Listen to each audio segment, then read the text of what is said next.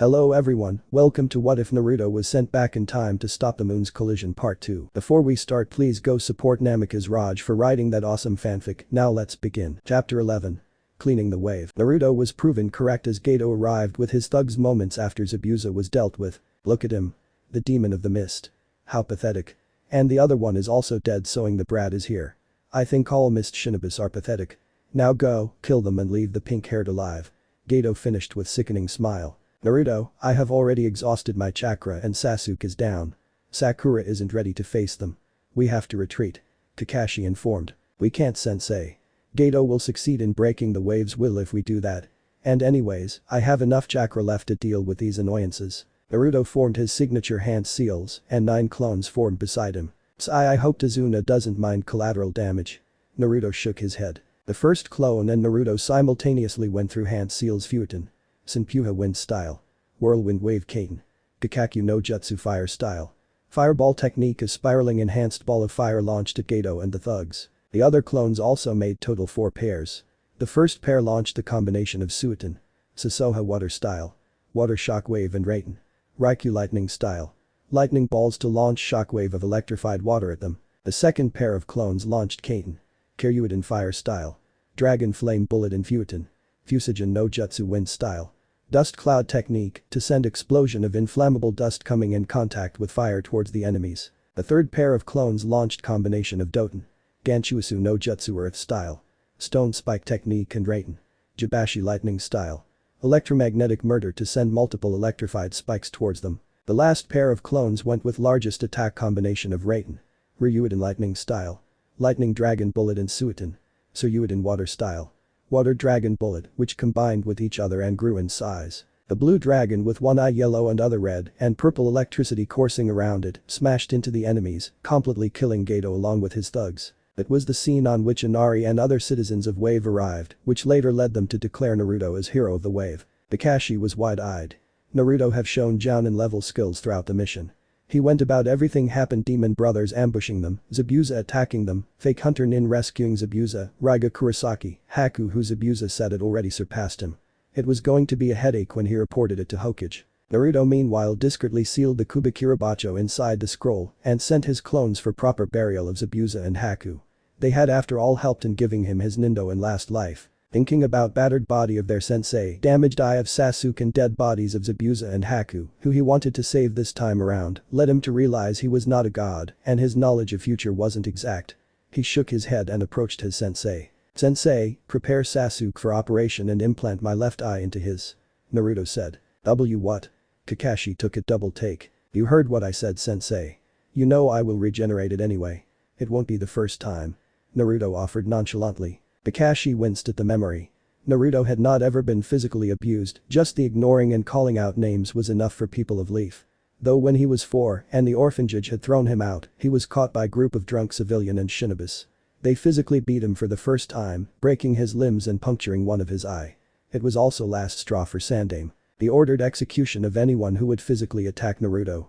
Kakashi, Yugao, Genma, Raito and Iwashi were all happy to follow out the orders of Sandaime. Naruto had recovered from the attack physically in a week, with his eye regenerating and limbs mending faster than what could be considered normal out of Tsunade, Kabuto and Hashirama. Kakashi sighed and accepted Naruto's insight.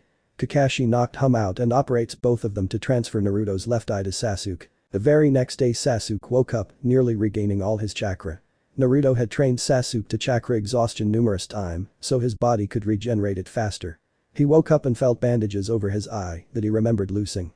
He sighed and tried to forget about it. He then looked at Naruto who had similar wrapping on his left eye too, sitting on his own bed and reading orange book that was no doubt the same smut Kakashi used to read. Naruto, Sasuke said, gaining his attention. How were you injured? You didn't come to bridge. Yes, Gato had hired Raiga Kurisuki, one of the ex-loyal 7 swordsmen of the mist to kidnap Tsunami and Inari. It took time to fight him and that's what kept me from bridge. As for injury, I didn't get injured or something. I just had Kakashi-sensei implant my left eye into your socket. Naruto answered nonchalantly as if it was no big deal. But why would you do that? Won't it affect your career? Sasuke questioned. Don't sweat it. It will regenerate. Naruto waved him off. Oh, the Kyuubi? Sasuke asked. Naruto had told him about Kyuubi after Sasuke had asked why did villagers seem to hate him. He had told him truth about being Kyuubi Jinchuriki and his parents.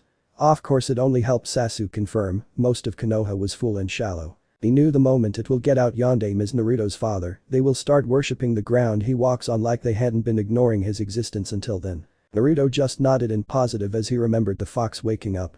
Naruto had given Kurama access to his memories from the future, but the fox still wasn't willing to fully trust him, especially with the mokuton, that reminded him of his second most hated enemy Hashirama.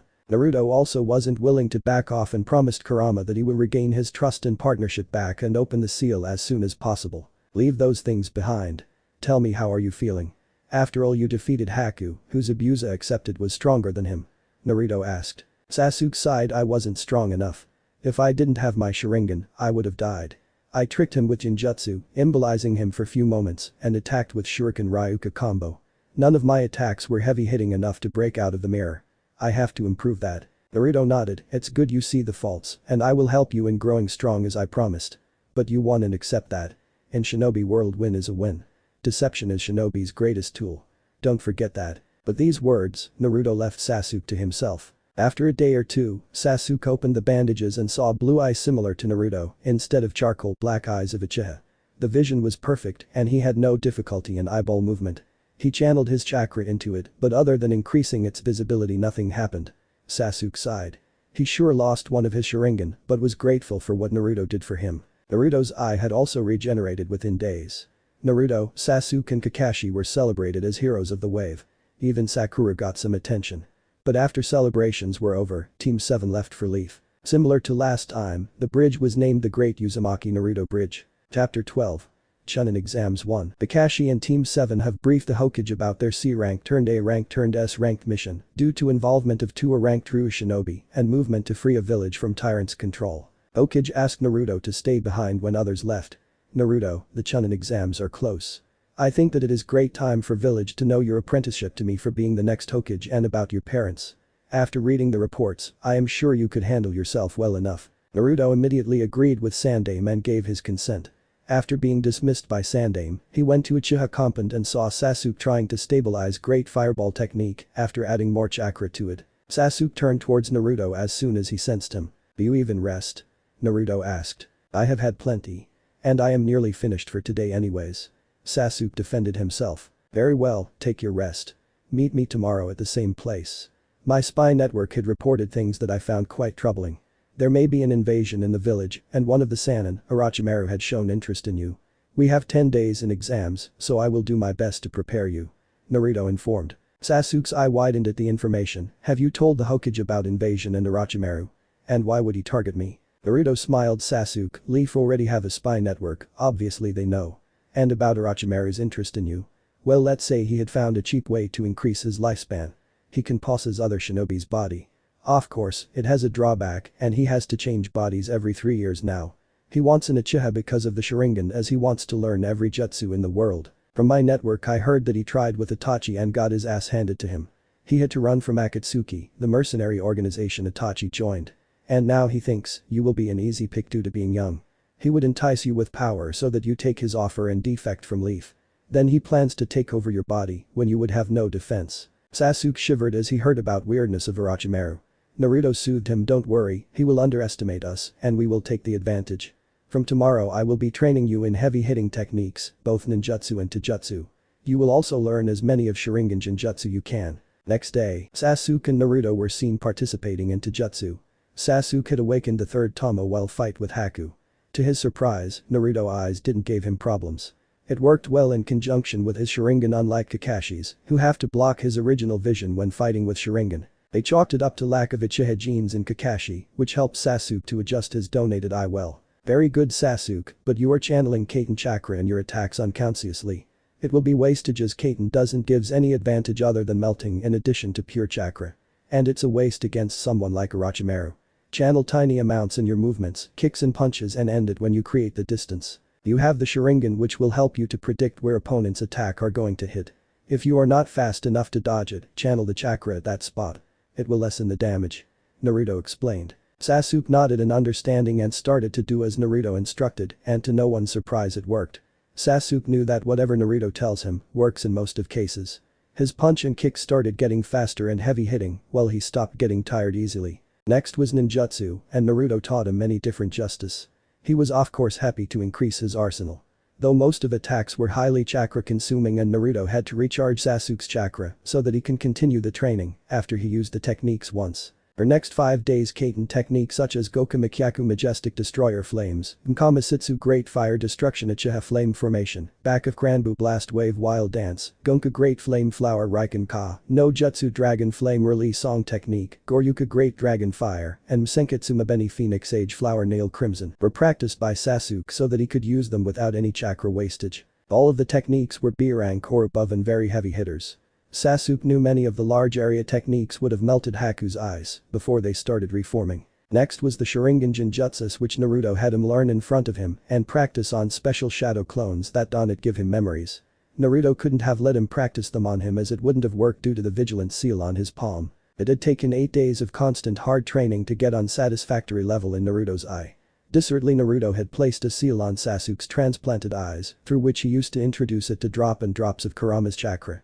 He had learned that Madara had awakened the Rinnegan after taking Hashirama's cells, but it had taken nearly 40 years for that to happen. But Naruto had an assumption that Sasuke would awaken it earlier due to remainance of 6th path chakra in Naruto's eye. Adding Kurama's chakra was a way to speed up the progress even more and to prepare his body for Rinnegan's strain.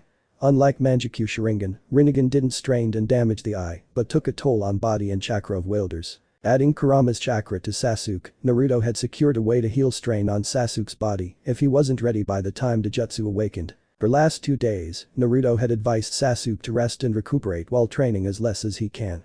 Naruto himself moved to Forest of Death to carry out his contingency plan if they were unable to subdue Orochimaru in straight fight. Reaching its center of Forest of Death, where even Anko doesn't enter regularly, he made the Hansings and slammed his hands on the ground with Call of Kuchius, no jutsu summoning technique. But the puff of smoke 10 foxes appeared.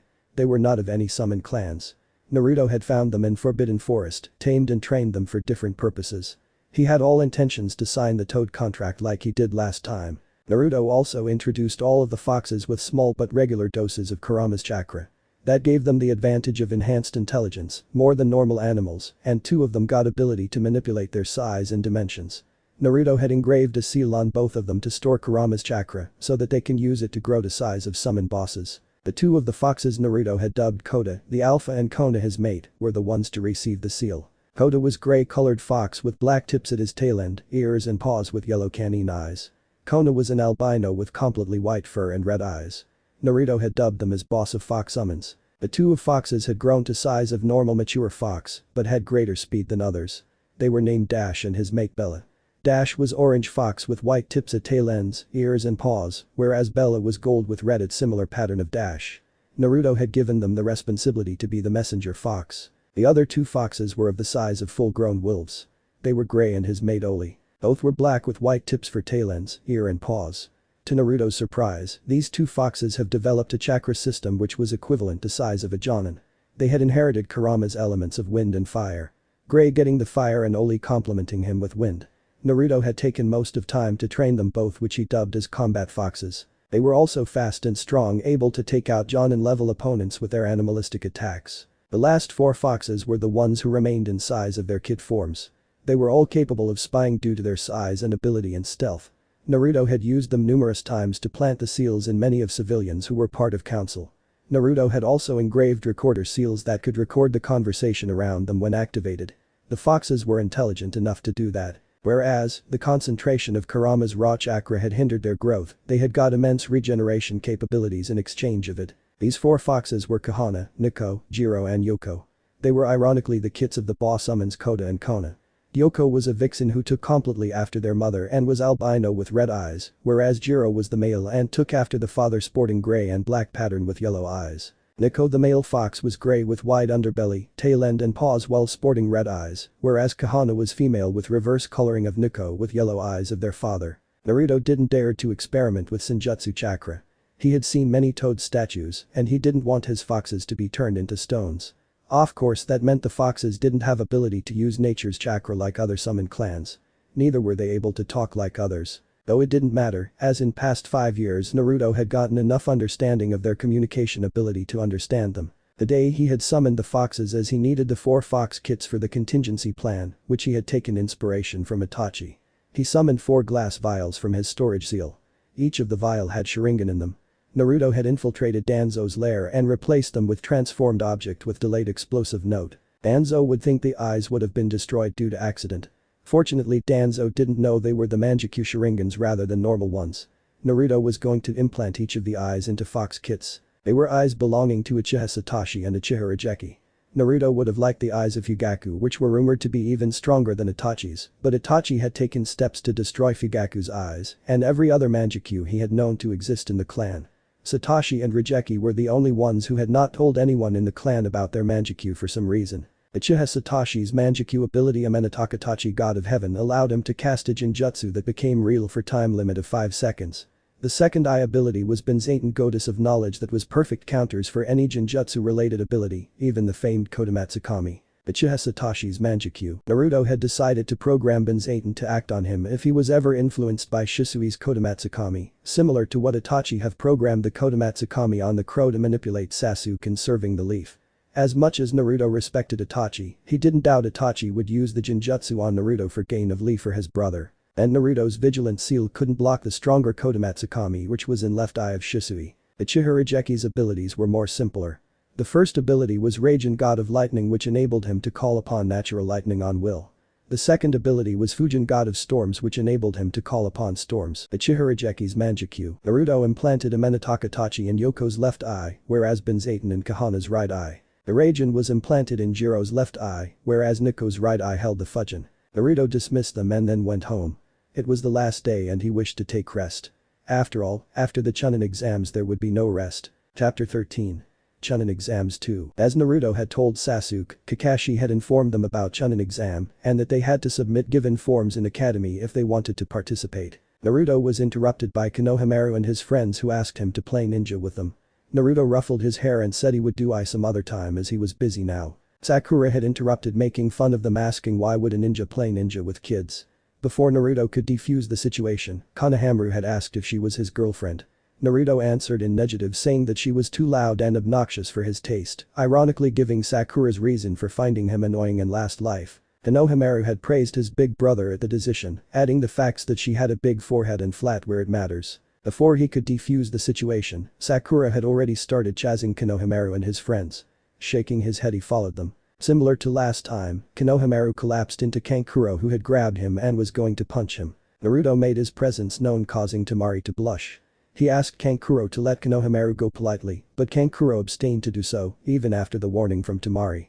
Before Naruto could say anything else, Kankuro fell down on his knees screaming. Naruto looked back to see Sasuke standing on tree branch looking down at Kankuro with his Sharingan activated. He groaned and facepalmed, whereas Temari, Sakura and Mogi blushed at seeing him. Whoa, hidden leaf does have handsome shinobis, Temari thought to herself thinking about Naruto and Sasuke. So cool, Mogi screamed in her mind. Though Sasuke-kun Sakura unlike other females present screeched making everyone wince at the volume. Sasuke, release him from Jinjutsu. They are guests from Hidden Sand and are the Kazukiya's children. Sasuke did so and Kankuro stood up shakily on his feet while trying to take out his puppet for attacking the leaf shinobis and saving whatever was left of his pride after being dismantled by only a look from opponent. Naruto then interrupted Kankuro, and I have to ask you to stop what you are doing. The boy here is Sarutobi Konohamaru, the grandson of Sandaime Hokage. If you had hit him or physically harassed him anymore, the hidden Anbu from his protection detail would have detained you. Kankuro stopped after the warning when the cold and monotonous voice that Naruto recognized to be of one of his close friends Gaara was heard. Kankuro, stop disgracing our village. Gaara, when did you came here? Kankuro stuttered. Naruto shook his head at Kankuro trying to give excuses and Gaara threatening him. He had already planned to reseal Shukaku inside Gaara with proper seal. But that had to wait until after invasion. Naruto stopped the byplay between Sand siblings as he introduced himself. Hello, I am Uzumaki Naruto of the Leaf. Sasuke flickered next to Naruto as he also introduced himself. Uchiha Sasuke. Gaara looked at them for a moment, then he sported a bloodthirsty grin on his face. I am Sabaku no Gaara. Mother says you are strong. I will enjoy spilling your blood to prove my existence. He then left with his siblings in a sand shunsen. What's up with him? Sasuke asked after they had separated from Sakura to go to Ichiraku's. He had a chibi sealed inside him. The seal used on him is not suitable for holding Biju. It makes Shukaku uncomfortable and in return he doesn't let Gaara sleep and manipulates him to be more bloodthirsty. Naruto answered. He must be very strong. Sasuke contemplated. You are stronger than him until he goes tailed beast form and releases Shukaku. Your Sharingan hadn't developed enough to suppress Shukaku, so leave him to me. Naruto explained and Sasuke nodded in understanding. They ate their food and left to get ready for Chunin exams. Next day, they met at academy. Sasuke and Naruto quickly saw through the genjutsu. Sasuke was going to ask them to drop it, but Naruto stopped him. They moved forward ignoring a boy in green spandex who was getting beat by two of kids. They had only covered one fleet of stairs when the same boy in green spandex, bowl cut and sporting bushy eyebrows stopped them. He made googly eyes at Sakura and asked her for date promising to protect her, which she rejected. He then moved to Sasuke. "I am Rock Lee, the strongest genin in the exams." Sasuke almost snorted but kept his impassive face. "I have heard you are strongest of your generation. Let's fight to see which one of us is stronger." Naruto knew Sasuke would easily defeat current Rock Lee, as he was even stronger than Gaara who Lee couldn't defeat even with his inner gates, but he was still curious to see what would happen this time. Unlike last time when Sasuke was caught off guard due to Lee's speed, this time around Sasuke was comparable to Lee in both Taijutsu and speed. Sasuke was contemplating whether he should use his reserves before the exam, but with a prompting nudge by Naruto he agreed. They both took their stance and faced each other. Lee sped toward Sasuke, and Sasuke's eyes widened at his speed.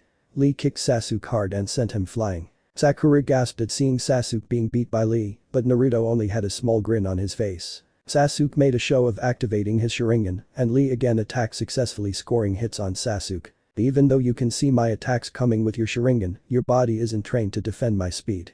You simply can't react fast enough to counter my speed," Lee lectured. Naruto already had an idea of what was going to happen, so he anyhow contained his snort at Lee's words. Lee then kicked Sasuke in the air with a Konoha Senpu to his chin, sending him high in air. Page Bayu dancing leaf shadow and flickered himself behind Sasuke while loosing his bandages and letting them wrap around Sasuke. He then flipped them upside down and started to fall down in spiraling motion. "Take this Amit Range primary lotus," Lee shouted as he slammed Sasuke down on hard floor. Sasuke-kun Sakura shouted in worry but was held back by Naruto to not interfere. Naruto knew that Gai-sensei would have stopped it already, but he wanted Lee to learn the lesson to not underestimate others, so he covered the turtle summon with wide area genjutsu. On the other side, Lee was standing over Sasuke's unconscious body. "This proves that hard work trumps geniuses like you. You may be the strongest of your graduating class, but you were nothing against my hard work." Lee said, his hands relaxed as he rewrapped the bandages. "Is that so?" came a voice he knows to be Sasuke's. Then he felt a kunai on the throat drawing blood. His eyes went down to see if Sasuke's body was still there. The scene pulsed and shattered like glass breaks if smashed with a hammer. Sasuke was standing behind Lee with kunai to his neck. The bandages were still at his hands and there was no damage to surrounding. It was like the fight never happened. "Jijinjutsu. When? I always had my eyes on your feet while fighting," Lee stuttered. "The moment you looked into my eyes while introducing yourselves," Sasuke replied coldly. Lee wanted to shout about unfairness but was stopped when Gai-sensei appeared and started berating him. He then introduced himself to Team 7 as Kakashi's rival, with him being ahead by 2 points in their rivalry score. Team 7 left and were greeted by their sensei at the doors of 3rd floor. He told them if they all had not come together, they wouldn't have been allowed in the exams. He then wished them luck and sent them in. Chapter 14. The written exam. Team 7 felt large dose of killing intent as they entered the place where all genins were situated. Other than Sakura, who was bit shaken up, no one even reacted to the Kai that was weak compared to that of Zabuza. Ino jumped onto Sasuke as soon as he entered shouting his name.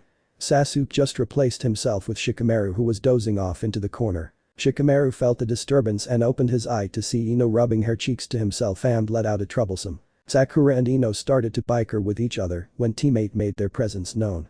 Naruto completely ignored the Haki Kiba while smiling gently at Hinata and nodding to Shino. Sasuke on the other hand had no such compunction. He taunted Kiba about not able to back up his words by his actions. Of course this was interrupted by a white-haired Konoha shinobi wearing glasses. Naruto almost growled at Kabuto. He may have redeemed himself after the war by opening an orphanage to honor his adoptive mother Nono, but Naruto would never forget he was the reason behind so many shinobis losing their life to Ito Tensei. "Stop acting like schoolgirls. You aren't here for a picnic," Kabuto announced. "And who are you to say that?" Kiba asked heatedly with Ino nodding in support. "I am Yakushi Kabuto and I am veteran of Chunin exams. I have some informations which I thought would help you, seeing as once I was also in same position where you are." Kabuto then took out his information cards to explain them about composition of genin from different countries. "So do you have information about individuals?" Shikamaru asked. "Of course I have." Kabuto replied in positive. "Troublesome, what can you tell us about Uzumaki Naruto and Uchiha Sasuke?" Shikamaru followed, leading Naruto to raise his eyebrow at Shikamaru. Sasuke ignored it and added, "Add Sabaku no Gaara in the list." The Budo took out a card and channeled chakra into it. Uchiha Sasuke was the rookie of the year of last batch of genins. He is said to be above than adequate in all three main shinobi vices, Taijutsu, Jinjutsu and Ninjutsu. He is reported to be low Jounin level in Taijutsu and Jinjutsu, while shows elite Jounin level of skills in Kaiten Ninjutsu. They have completed 25 D rank missions and 1 S rank mission, which was marked S rank due to hostile presence of 2 A rank missing nins, Zabuza and Raiga Kurosaki. Sasuke fought Zabuza's student in the mission, who was said to be stronger than Zabuza, and killed him while loosing one of his Sharingan to him. The genins in the room averted their eyes from Sasuke after hearing the information, while a smug smirk found its way to Sasuke's face. The Budo then took out other card and started to read. Uzumaki Naruto was one of the higher ranked students in academy, though said to fail the genin exam due to unable to make a bunshin. The same day, he apprehended a traitor of the leaf and learned Kage Bunshin, an advanced version of Bunshin that takes non-existent chakra control, and was made a genin. He has better stats than Sasuke in Taijutsu and Ninjutsu, while Jinjutsu is stated to be his weak point. He is reported to be able to use all 5 change in chakra nature. He is also a known political figure of Hidden Leaf. He had completed 230 D ranks, 205 were done before graduation, 10 C rank hunting missions in Forest of Death also done before graduation, and 1 S rank mission with his team. He also killed Raiga Kurosaki, one of ex-loyal 7 swordsmen of Mist, on his last mission. Everyone was even more wary of Team 7 than they were before after learning they had such strong genins in the team. Sabaku no Gaara, one of Kazukija's children. He is reported to have Jitan Magnet release Kekkei Genkai that enables him to control sand. He have done 20 C rank, 5 solo B rank and 1 A rank mission. Though the rumor is him has never been heard in any of these. Kabuto finished. He then proceeded to disrespect the Sound Village genins who retaliated with attacking Kabuto. Before the matter could accelerate, a man with rough face and bandana tied over his head appeared in the room and ordered everyone to take their seat. He then explained the test to everyone and rules about cheating. Naruto looked at the questions and sighed. He knew the answers as he had to study after the war so that Kakashi could promote him to Jounin. He answered each of questions correctly, mentally smirking as he equaled the record of getting highest possible mark in Chunin exams that was set by his father. Yeah, it was practically cheating, but who cares, after all the motive of the exam was to cheat. The proctor will be getting shocked as not even the Chunins who were installed in the exam to be cheated from knew all the answers. Sasuke like last time used his Sharingan to copy hand movements of the Chunins. Sakura used her brains to answer as many questions as she could. He looked to his right and saw Hinata had activated her Byakugan and was copying the answers from one of the other Chunin. Shikamaru knew some of the answers which needed logical reasoning and used shadow imitation technique to make Choji write the correct answer. While Ino just used the mind transfer technique on Sakura and saw her answers. Akamaru was sitting on Kiba's head telling answers he saw from neighbor's sheet to Kiba while Shino's insect moved around the class to look for answers. Niji, similar to Hinata, had his Byakugan on and was answering the questions. Tenten used mirrors for her and Rock Lee to see the reflection of Niji's paper. Ara had formed his sand eye and was copying the answer. Kankuro asked about going to washroom with Proctor and returned while handing a sheet to Tamari. Ibiki had caught him and taunted him about playing with dolls. Many of the genins were also dismissed due to getting caught more than 5 times. Ibiki then proposed the 10th question, warning that if the answer would be wrong, they will never promote to Chunin. Nearly half of the class left because, like last time, Naruto didn't interrupt Ibiki.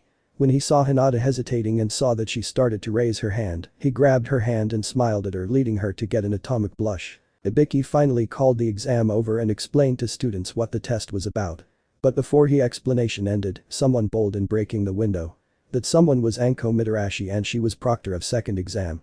She gave the students order to follow her and left through the window. Chapter 15. The Forest of Death. Anko had explained everything about the scrolls in Forest of Death.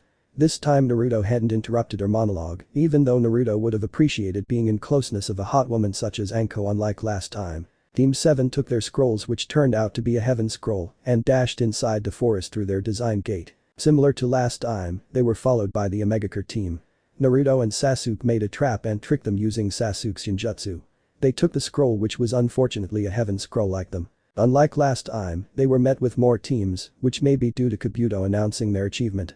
They have got 2 Earth scrolls from Suna teams and 3 Heaven scrolls from AIM, Suna and Kusa teams. After getting some rest, they moved. It had been half an hour since then when a strong gust of wind was directed towards them. Orochimaru Naruto thought and warned Sasuke about the Sanin Sasuke, the snake. Sasuke's eyes widened and he was trembling with both anxiety and excitement. Naruto saw the snake summon that was about to swallow him as a whole to separate him from the team.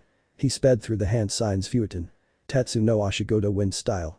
Great task of the dragon. The greenish tornado formed around Naruto, who directed it at the summon. The jutsu tore through the snake summon, sending chunks of it all around and effectively killing it. He saw Sasuke, who was engaging Orochimaru into jutsu spring, kicked him, creating a distance. He saw Sasuke making hand signs and understood what was he going to do. Naruto went through his own jutsu to aid Sasuke Doten. Doryu Taiga no Jutsu Earth style. Great mud river technique, creating mudslide below Orochimaru's feet, incapacitating him. Sasuke's Hisenka Phoenix Flame clashed into Orochimaru, catching him in web of shuriken strings. He then followed by Kaiten. Goryuka no Jutsu Fire style. Great flame dragon technique. A giant head of dragon formed of flames rushed towards incapacitated Orochimaru. The jutsu was B rank and was hot enough to completely vaporize a shinobi, but it was Orochimaru, so he didn't take the risk. Going through hand signs, he released his Futon. Kamikaze wind style. Divine winds on Orochimaru, fanning the flames of already deadly technique. Orochimaru got consumed by 4 technique combination from Naruto and Sasuke and screamed. Though neither Naruto nor Sasuke bought it. There was no way a Sannin like Orochimaru got caught in the technique.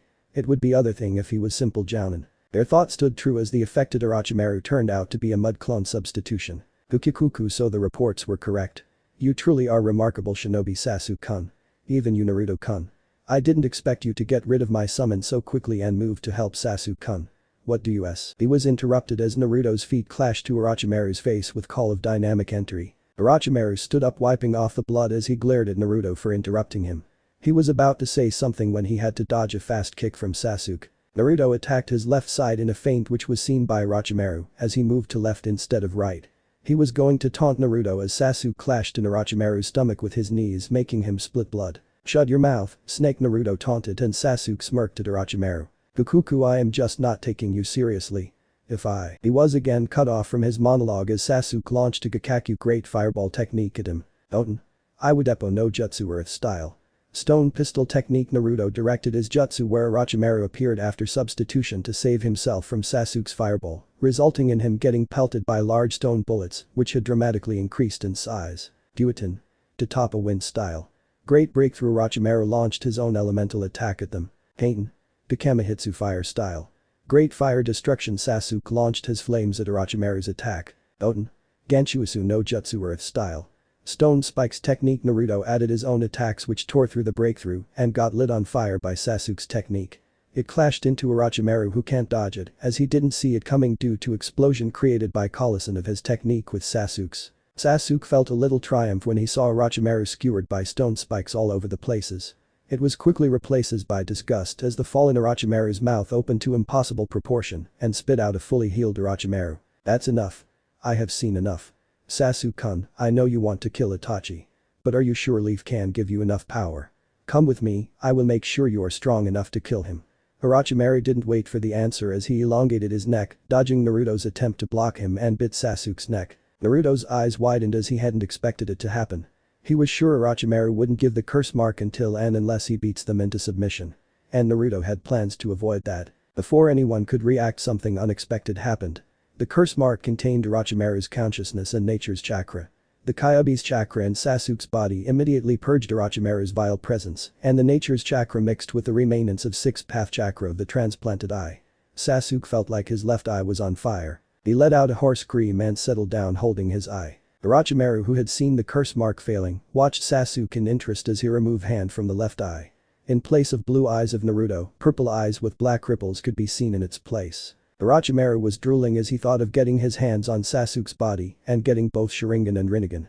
He flashed toward Sasuke, hands extended to get a hold of him when Orochimaru felt deja vu. Sasuke extended his palm in front of Orochimaru's face and called out, Shinra Tensei Almighty Push. The large force slammed into Orochimaru as he was tossed away like a rag doll. He cursed at Sasuke, who had left him tasting dust like Pain, the leader of Akatsuki, had done before. Enraged, he knelt to the ground and opened his mouth, Mandara no Jin formation of 10,000 snakes. Orochimaru spat legions of snake towards Team 7. The snakes then opened their mouth and each had a copy of famed Kusanagi blade coming out from it. Naruto was going through hand signs of Mokuton Jutsu to defend from it when he felt Sasuke's chakra rise. He quickly performed a Doten. Iwadomu no Jutsu Earth style. Earth Dome technique and hid inside it with unconscious Akura, who had lost her consciousness somewhere in battle. As soon as they retreated into safety of Earth Dome, Sasuke's voice shouted Shinra Tensei. The force of the technique this time was so high that in addition of dispelling the snakes, I also uprooted trees from a large area of Forest of Death. Orochimaru once again found himself flung around like a rag doll. Naruto decided use of mokuton would not do any good now when Sasuke already have gained additional interest from Orochimaru. So he enacted the contingency plan. He discreetly summoned Yoko and himself tore out of ground launching a punch to Orochimaru's face, forcefully making him face right. He have to work fast since Sasuke was incapacitated due to extreme chakra exhaustion and only reason he wasn't serious was because of stored Kurama's chakra in him. Orochimaru's eye widened as he saw a small fox kid with Sharingan eyes starting at him. In front of his eyes, the Sharingan started to morph into a sphere at center surrounded by 8 triangles. The Minato Itachi Naruto taught as they witnessed Fox Kid was replaced by a crow which flew towards Orochimaru. It was joined by a murder of crows which gathered to form a familiar missing nin, Uchiha Itachi. Orochimaru, I have use for my brother's eye in future. If I see you after him once more, I will kill you. For now my time is up here. Take the present Amaterasu goddess of sun. Black flames surrounded Orochimaru's body causing him immense agony, causing him to scream. Orochimaru somehow managed to spit himself out, replacing the damage, but have already lost nearly all his chakra. He looked back at his last body which was not present there. Naruto had a clone discreetly pull it under the earth to make the situation look like more real. Orochimaru then looked at Team 7's position to find they were not present. He cursed and got away from the place as soon as he could. Chapter 16.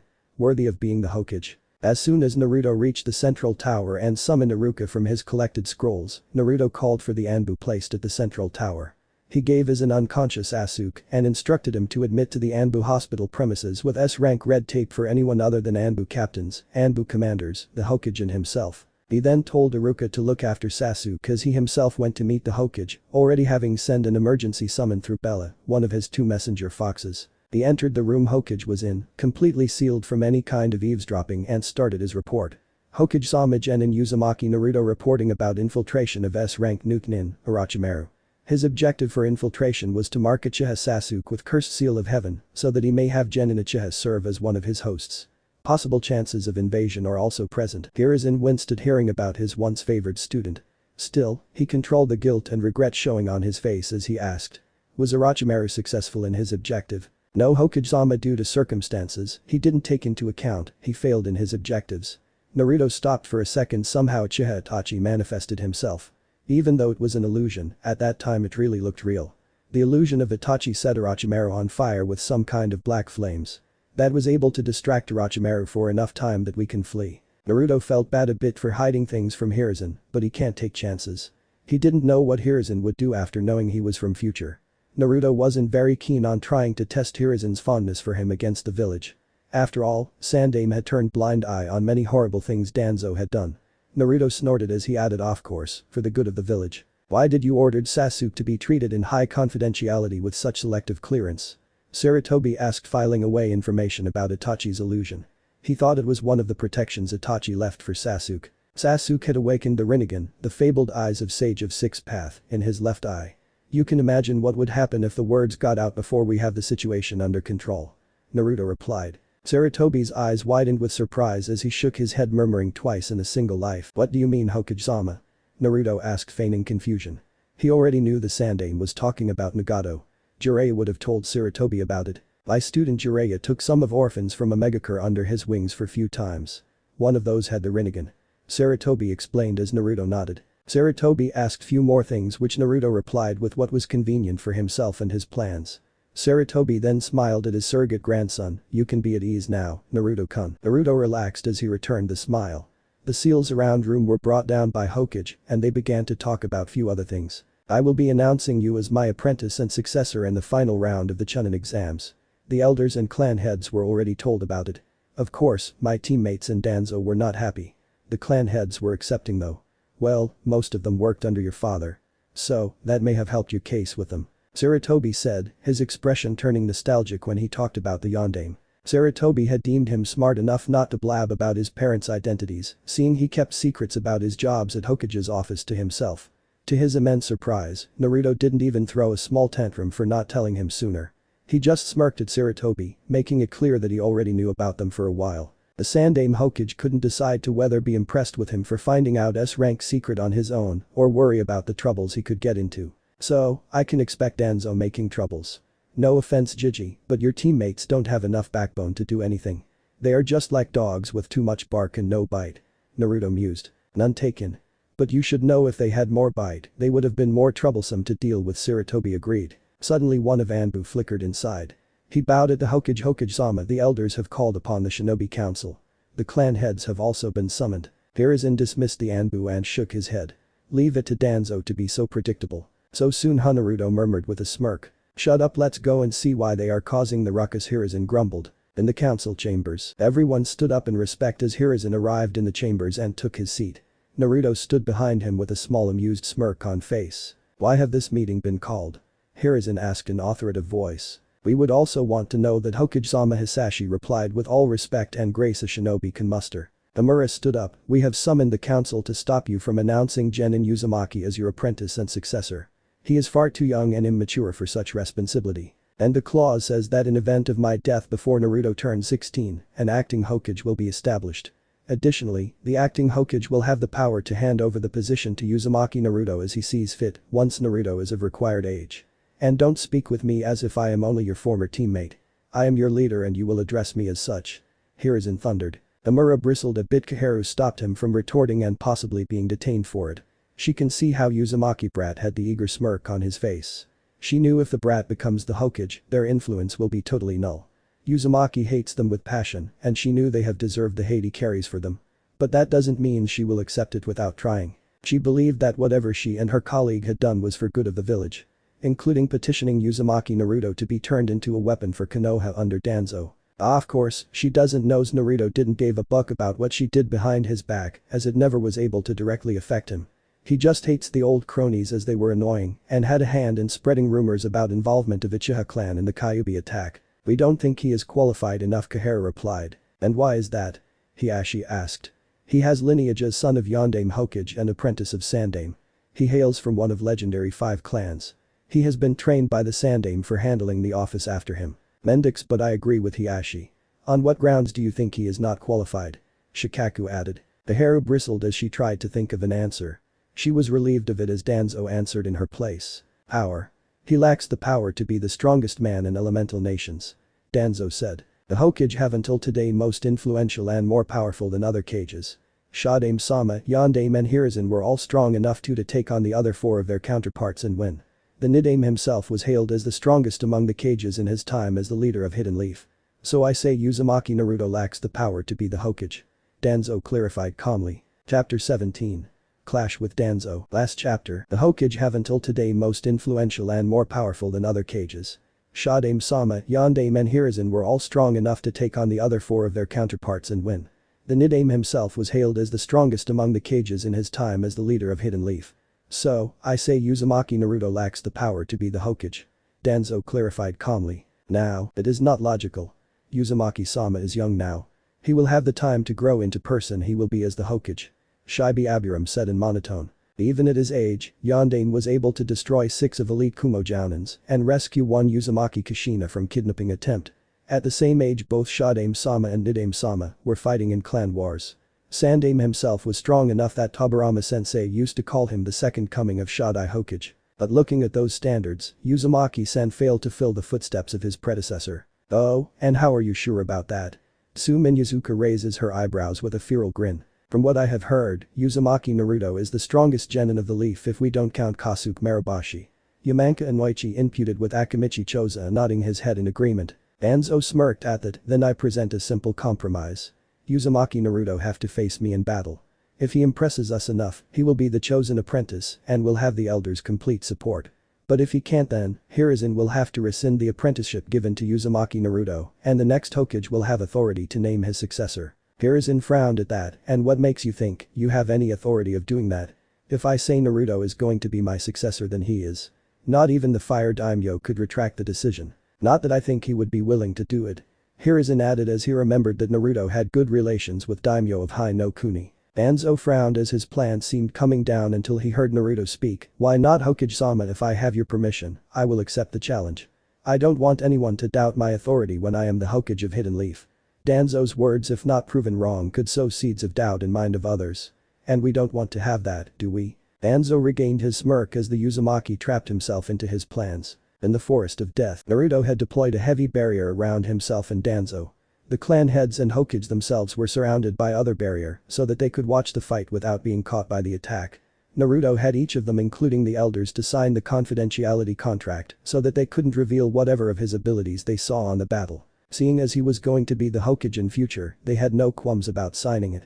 The elders did try to resist, but with a simple statement of sign or get out of here, they complied. Currently Naruto was facing Danzo in the middle of their battlefield.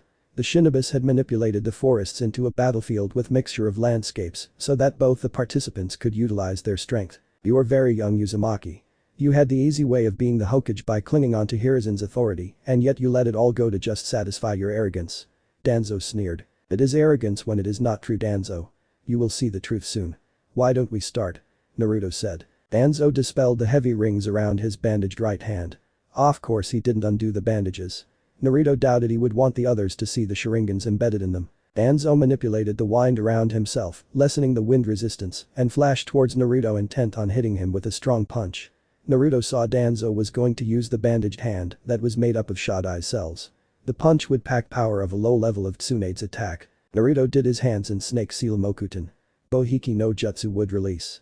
Defensive wall technique. The wooden wall formed in front of Naruto, blocking Danzo's punch. Mokuton. Hodi no jutsu would release. Laughing Buddha technique Naruto manipulated the wood to change it, it's shaped in a giant wooden hand and constrict Danzo. Mokuton H how do you have it? Danzo stuttered a bit. Naruto didn't reply. He just stared at Danzo thinking of a plan to extract the Kodomatsukami in Danzo's right eye. He discreetly summoned a clone who mended into the wooden hand constricting Danzo. The clone then nicked Naruto's feet taking a bit of blood and then traveled behind one of trees outside anyone's vision. The clone went through the hand signs and slammed his hands on the ground, Kuchius no Jutsu. A small albino fox kit was summoned in a puff of smoke. The clone told Yoko about the plan to take out Danzo's eye. Yoko nodded and rushed towards the center of battlefield, still hidden behind Tress. But the clan heads. He have the famed Mokuton how is it possible? Choza Akimichi stuttered a bit. They all started whispering and murmuring about it. Only Shikaku was silent. He looked at Hokage and groaned Mendix you already knew about it. Didn't you? Sarutobi just smiled and said, I am his shushu, aren't I? With Naruto and Danzo, Naruto felt Yoko's chakra pulsing as the Amenakata Tachi took it effect. Everybody including Danzo saw Naruto asking Danzo to give up. Danzo mocked Naruto about his inability to kill and the wooden hand crushing Danzo to death. Then Danzo appeared behind Naruto. Danzo cursed Naruto and then himself for using Shisui's Manjikyu for Izanagi. What really happened was Naruto's wooden clone manifesting itself out from wooden hand constricting Danzo and tearing out his right eye, similar to what he had done to Shisui, and sealing it away. The clone then healed his eye of wound. The bleeding stopped, but Danzo lost his sight from right eye, thinking he used the eye for Izanagi. Danzo regained his footings and appeared behind Naruto and used a kunai to stab towards Naruto. Unfortunately, the kunai broke against the chakra-enhanced wood. Mokuton. Kanon no Ken a wooden hand formed and punched Danzo to death, making his corpse fly and smash into nearby stone structure. Danzo reappears once again, this time a bit further away from Naruto. What an idiot, he just wasted 2 of his Izanagi. Though he must have additional Sharingan if he doesn't mind losing them.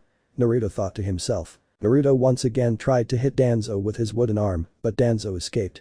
The punch hit the ground converting it into rubbles. Danzo used the rubles to jump on them towards Naruto. Naruto also jumped just in front of Danzo while creating hand seals in midair. Pain. Bikamikyaku fire style. Majestic destroyer flames Naruto spewed literal sea of flames towards Danzo at point blank range, burning him to death. Danzo again flickered just behind Naruto going through hand seals Fueton. Shinkuden Renden wind release. Vacuum bullet barrage. Buck Naruto muttered as he knew at that range, he won't be able to dodge one of the deadliest jutsu of second fastest element. With clan heads and Hokage, that's not just a genin. He is easily more powerful than us. Hiashi stated. No, he isn't just a genin. In a serious fight he can draw with Uraya without Sage Mode. Of course, if he isn't hiding any of his abilities from me. Hiruzen replied. And how is Danzo escaping after being hit by such fatal attacks? Shikaku asked. Hiruzen narrowed his eyes at Danzo. He was titled professor as he is able to decipher any techniques by seeing them only once. He knew most of jutsu of Hidden Leaf and he suspected Danzo of using the eyes of fallen Uchiha clan. Naruto Hiruzen shouted as he saw Danzo firing the vacuum bullets at him. The rest of clan heads were also worried. Back and fight. Thought you brat Danzo sneered seeing Naruto's panicked face. Just before the bullets could hit Naruto, his face had changed from a panicked expression to a smirking one. Naruto disappeared in flash of gold. Danzo's expression turned to downright horror after witnessing the Hiraishin. Even the Hokage had his jaws agape, showing that he had no idea about Naruto being able to use the Hiraishin. Naruto reappeared a bit further away from Danzo, slightly panting and bit distorted. Danzo was relived as he addressed Naruto. "So, you can't use the Hiraishin perfectly. It leaves you tired and disoriented." Naruto smirked, getting his panting under control. "Yes, I don't prefer it for pure combat anyways. And I don't need to teleport around to kick your arse, you fake cripple." Naruto rushed towards Danzo in great speed, who retaliated by going through hand seals and launching Futon. Shinku Renpa Wind style.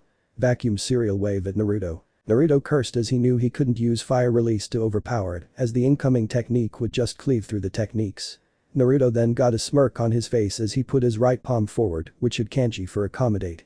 A sealed formula not unlike summoning formed as 5 kunai with explosive tag connected to them came out, launched towards Danzo's technique. The explosion completely dispersed Danzo's offensive technique and proceeded to destroy the nearby area, creating dust and debris. A shuriken encased with wind chakra that increases its range dramatically came flying towards Naruto, which he dodged.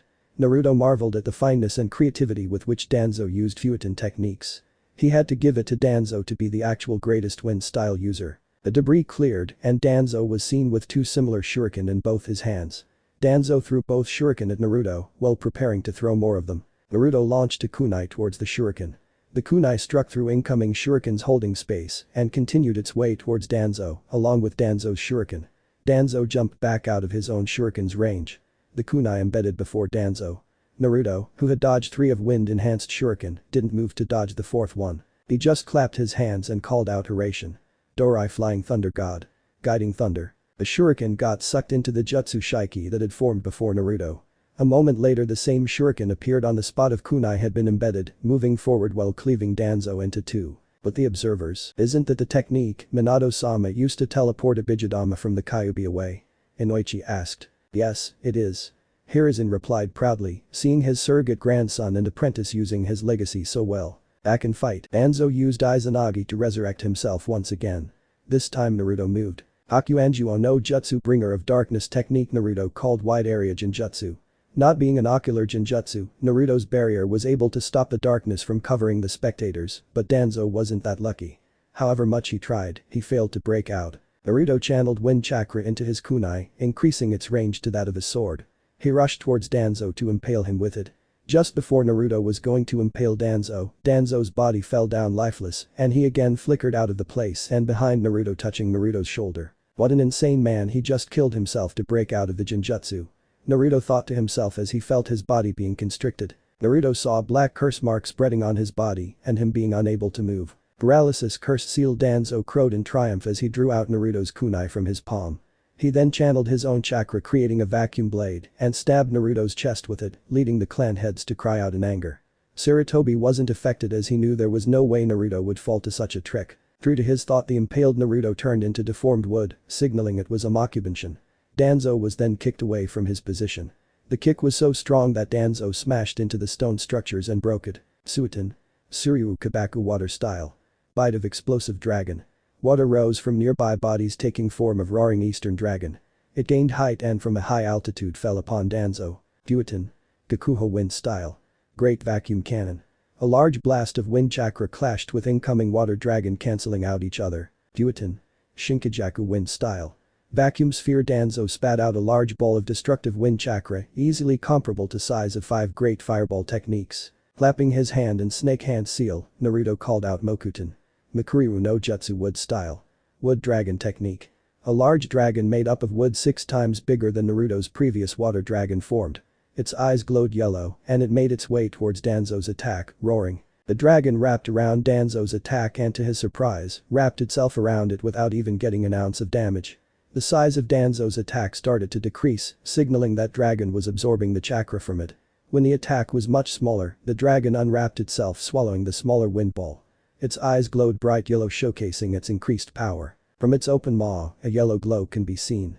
The dragon roared and immense yellow energy shot towards Danzo, killing him immediately and completely turning the geography of the surroundings. Danzo again used Izanagi and reappeared, biting his fingers and slamming his hand on ground after going through hand seals Kuchius. Baku. An odd beast with limbs of tiger and upper body of elephant appeared in puff of smoke. It completely towered over him as it faced the wooden dragon. The dragon and the summon clashed with each other fighting for dominance.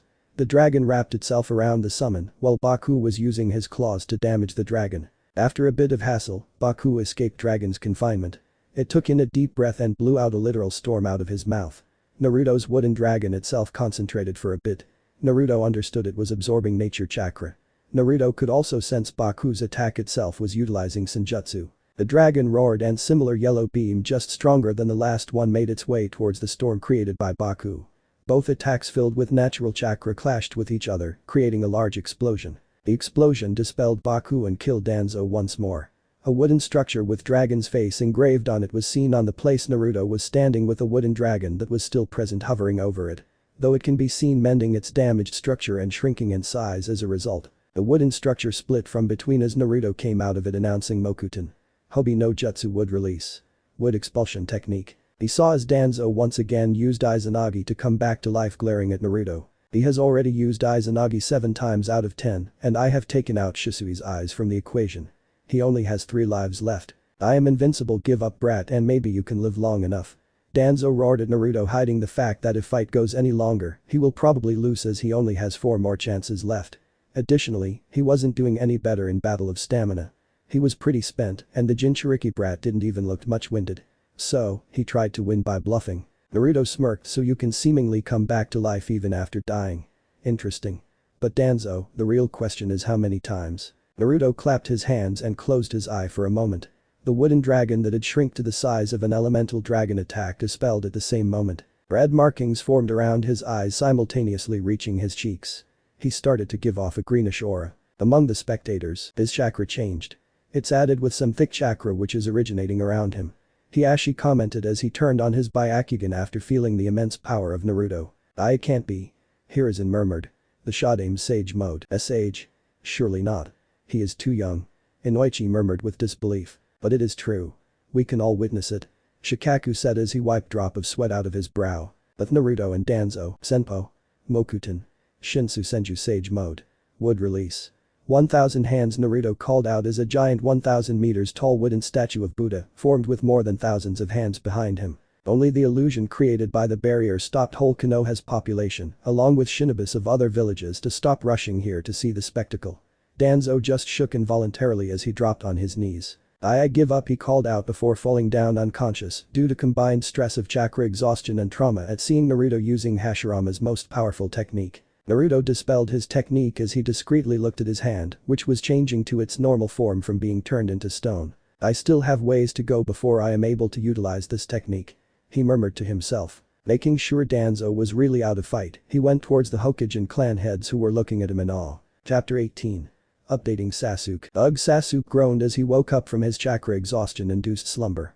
His eye widened as he remembered fighting the snake Sannin as he started to look around. Morning. Naruto, who was sitting beside Sasuke and going through some of his Fuinjutsu notes, greeted his teammate. "And Naruto, what happened?"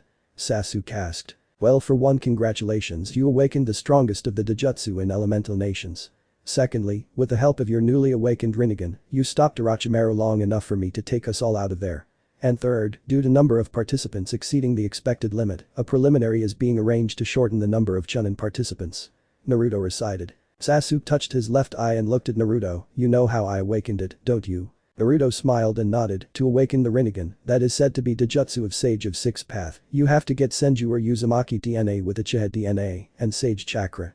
When my eye, which carried the Uzumaki information, was added to your Uchiha DNA, along with Sage Chakra that my cells unconsciously stored whenever I underwent Sage mode transformation, confirmed that you will awaken it. I transferred little amount of Kyuubi's chakra to fasten the process, but when Orochimaru's curse mark that stored uncontrolled natural chakra was released into you, it triggered immediate awakening. So you already planned to give me the Rinnegan?" Sasuke asked. "Hey, I promised you that I will help you becoming stronger, didn't I?" Naruto smiled. Sasuke had a small smile of gratitude on his face, but then he frowned. "Wouldn't it be problematic if everyone knew how to awaken the Rinnegan? I mean, both of our families, if we have them in future, would be targeted for it." Naruto shook his head. "Not everybody knows about it. And it actually doesn't works with everyone. Sai, I wanted to wait a bit before telling you about this, but I guess now will be the time." Sasuke looked confused, but Naruto explained after taking a breath. Sasuke, this method doesn't work for everyone. There have to be one special circumstance. For this, I have to tell you about the two sons of Sage of Six Paths. The elder one was Indra, who had inherited the eyes of the sage in form of mutation, called the Sharingan. He was the originator of Uchiha clan. Indra was a genius, even smarter than his father. He was also the one who was the founder of hand signs that help us to do ninjutsu. The younger one was Asura, who inherited the body and chakra of Sage. Later Asura gave birth to two clans, Senju who inherited the body of the sage and Uzumaki who inherited the chakra. He, unlike his brother, was just above average in his studies and prowess, though later on he invented the branch of Iryo ninjutsu, medical ninjutsu. Indra treasured Asura above everything else. Taking the advantage of Indra's love for Asura, a creature called Black Zetsu started corrupting him. He forced Indra to see the need of power to protect his younger brother. This led to Indra believing that peace can only be achieved by power and thus started isolating himself from everyone. Asura, who had grown surrounded by friends, believed that peace had to be maintained with love. The Sage of Six Path, leaning towards Asura's idea of peace, announced his as the higher Teninshu. This angered Indra, who rebelled. Indra had advanced his ocular prowess and so he attacked the celebration that was going on for Asura's succession with powers he never wielded before. Being a genius he had gotten enough understanding of his ocular prowess to lay waste on Asura and his followers single-handedly. But until then, Asura had inherited the special six-path chakra from his father and used it to defeat Indra. They both continued fighting for decades to prove whose philosophy was better. They also dragged their families and later clan Uchiha and Senju in this long battle. But the personal battle between Asura and Indra didn't stop after their death. By their sheer willpower, they broke the law of nature of being only birthed and die once. Their chakra clung to their chosen descendants' chakra. Madara as reincarnation of Indra and Hashirama as reincarnation of Asura were actually the last reincarnation of Otsutsuki brothers. For the Rinnegan to be awakened, the wielder should be one of reincarnations of either brother. Sasuke's eye widened at the information he got from Naruto. He shakily pointed at himself. That means gulp, I am the current reincarnation of Indra. You're correct. But that is not only thing, I, Uzumaki Naruto, am the current reincarnation of Otsutsuki Ashura and thus a part of our chakra used to belong to two brothers. Naruto said, smiling. Sasuke was shocked. Why would you help me then?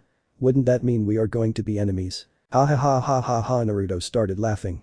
Sasuke frowned at him. Naruto raised his hand. Sasuke, it is never fixed for us to be enemies. I am going to break the cycle of reincarnation of hatred in this life. We are brothers, Sasuke, and we always will be. No chakra of two old men lost in time is going to change that. Sasuke smiled at Naruto's words and vowed that he will never betray Naruto's trust. Say Naruto, if the Rinnegan is so powerful, then why don't you try to awaken it for yourself? Sasuke asked, a bit confused. It's simple, Sasuke. The reason behind my lack of attempts to awaken Rinnegan is that I don't need it. At least not now. The Mokuton and Senjutsu have immense potential, Sasuke. The only weakness a sage that holds Mokuton have is against time-space techniques and against the opponents who are very very fast. And I am pretty sure I can find a counter to those two with my Fuinjutsu. Naruto replied. Sasuke nodded in acceptance. He then saw the scrolls at his bedside and looked at Naruto for explanation. These are some of techniques of Rinnegan I know. In addition to that, the Rinnegan provides one ability to its wielder, unique to him or her. But you have to find it on your own. I will ask you to only focus on gravity manipulation powers of Rinnegan for now. You may also try the summoning technique. For other things, you must let your body mature to be able to handle strain of those techniques. Some of perks of Rinnegan are affinity to all elements and perfect use of chakra, that is, you will be able to use your techniques without wasting your chakra. The Rinnegan also fastens natural healing rate a bit, though it won't increase your durability or give you regenerative powers. Naruto laughed at seeing Sasuke almost pout at his regeneration. Naruto just smirked, knowing once he mastered the fineness of chakra control Hashirama had, he would be able to regenerate even the lost limbs without help of Kurama. I have also asked Anko to consider making you sign snake contract. Naruto started, as he wanted for Sasuke to have his bond with Aoda from last life. Naruto knew Sasuke didn't have any friends other than Aoda and Garuda, his two summons during his Nukenin years. Naruto raised his hands to stop Sasuke's protest. Look, Sasuke, the snakes are really powerful allies to have. Additionally, they would also complement some of your fighting style. You still don't have any move to incapacitate your opponents other than Jinjutsu, and you know it may not work on some opponents, like me. The snakes could help you in that, and they are also very helpful in missions like assassination and espionage. Sasuke relented after seeing the advantages the summoning could give him. He then asked about the preliminaries, which Naruto told him will be held in 2 days. Naruto then took the other bet and started to doze off to get complete rest. Chapter 19. waifu. Naruto felt someone watching him and sighed. He stretched his senses, and it made him a bit guilty when he found out who the Stalkahem Watcher was. Naruto had not reached to Hinata in last 6 years. He felt a bit guilty for neglecting the girl he had started to gain feelings for in his past life, but he squashed it. Hinata was currently not the girl he felt in love with. She was afraid to face problems, unlike the Hinata who had jumped between his incapacitated self and Pain, a shinobi with moniker of god. She had fought for her love with fierceness of a tigress and was nearly successful in freeing him from the troublesome chakra-disrupting rods of pain. It was a bit hypocrite of Naruto to dismiss Sakura and Hinata for not being their future selves while helping Sasuke to be better, but he had promised Sasuke before his trip in time that he won't let him walk on the path of darkness alone. Added with preparing his political base and training to be stronger than his past self, he had left Hinata behind. We can say that he didn't interact with Hinata in fear of her being targeted for assassination attempts, but that would be bland. The civilians wouldn't dare to even look at the members of feared Hyuga clan in even a funny way, let alone the heiress who had an overprotective father, even if he was an hard-ass. But he was going to correct his mistake now. He took a deep breath and shun seen behind her. "Yo Hinata-chan, if you want to talk to me, you don't have to hide, you know," Naruto said, leaning to the wooden wall with a charming smile on his face. Yep, Hinata went red-faced and fainted. "Ah, that's going to be a problem," Naruto mused while scratching the back of his head. Few minutes later Hinata woke up to find herself leaning against a tree. She blushed as she remembered what had happened. She looked around and saw Naruto sitting and eating a bowl of ramen. Her eyes widened as she saw an envelope of cinnamon rolls at her side. Her mouth started watering at seeing her favorite treat. She started to devour them until she heard chuckling. She blushed as she remembered Naruto was also present. She felt like she was going to faint again. Hey, don't faint on me again, Hinata-chan, don't worry, who am I to judge when I am no different when it comes to ramen," Naruto assured. Hinata regained some of her composure but started to eat her treat with grace of clan heiress. "Hinata-chan, I want to talk to you about something, and it's a bit serious," Naruto said, gaining Hinata's attention. He took a long breath. "I know about your feelings towards me." This sent Hinata into panic, but Naruto stopped her from answering. "Please listen to me. I am not offended, how can I? I don't know if any straight male and even some females would be offended. You are beautiful, smart, strong, and even though you have excess of kindness for a shinobi, I know it is your defining trait, not demeaning. To say the truth, I also harbor feelings for you." Hinata was shocked at hearing her crush compliment her and admit his feelings of affection for her. "But there was reasons I didn't approach you. I don't know if you will want to be with me after hearing them," Naruto said, as he had decided to have multiple spouses. He had planned to have political marriages with Terumi Mei and Kuretsuchi to strengthen the alliance he was going to form with them. He knew the Fensitter Inoki would be difficult, but he had contingency planned for it. He had a crush on Hot and Hexigade Mizukage and found the future Tsuchikage Kuretsuchi, Inoki's granddaughter, to be very appealing. In addition to that, Samui from Kumo would be perfect candidate. Her prowess was comparable to Dari, who had been training to succeed him, and she was like a daughter to Yondaime Reikage. If he pulled the strings right, there were chances that Samui would be considered for the role of Godaime Reikage. Doing so, he will be able to completely tie the 5 villages in an alliance. For Sand, he didn't need to worry. Gaara was one of his 3 best friends, and Tamari's marriage to his future chief advisor will take care of political marriage. Naruto had figured out that due to his denseness, he was never able to see that Shikamaru was very loyal to him ever since they were kids. He was there for him whenever Naruto was low. Be that when other kids bullied him and he felt alone, or helping him to get over death of Jiraiya, or politically backing him as future Nanaime candidate. And he had done it without literally expecting anything back.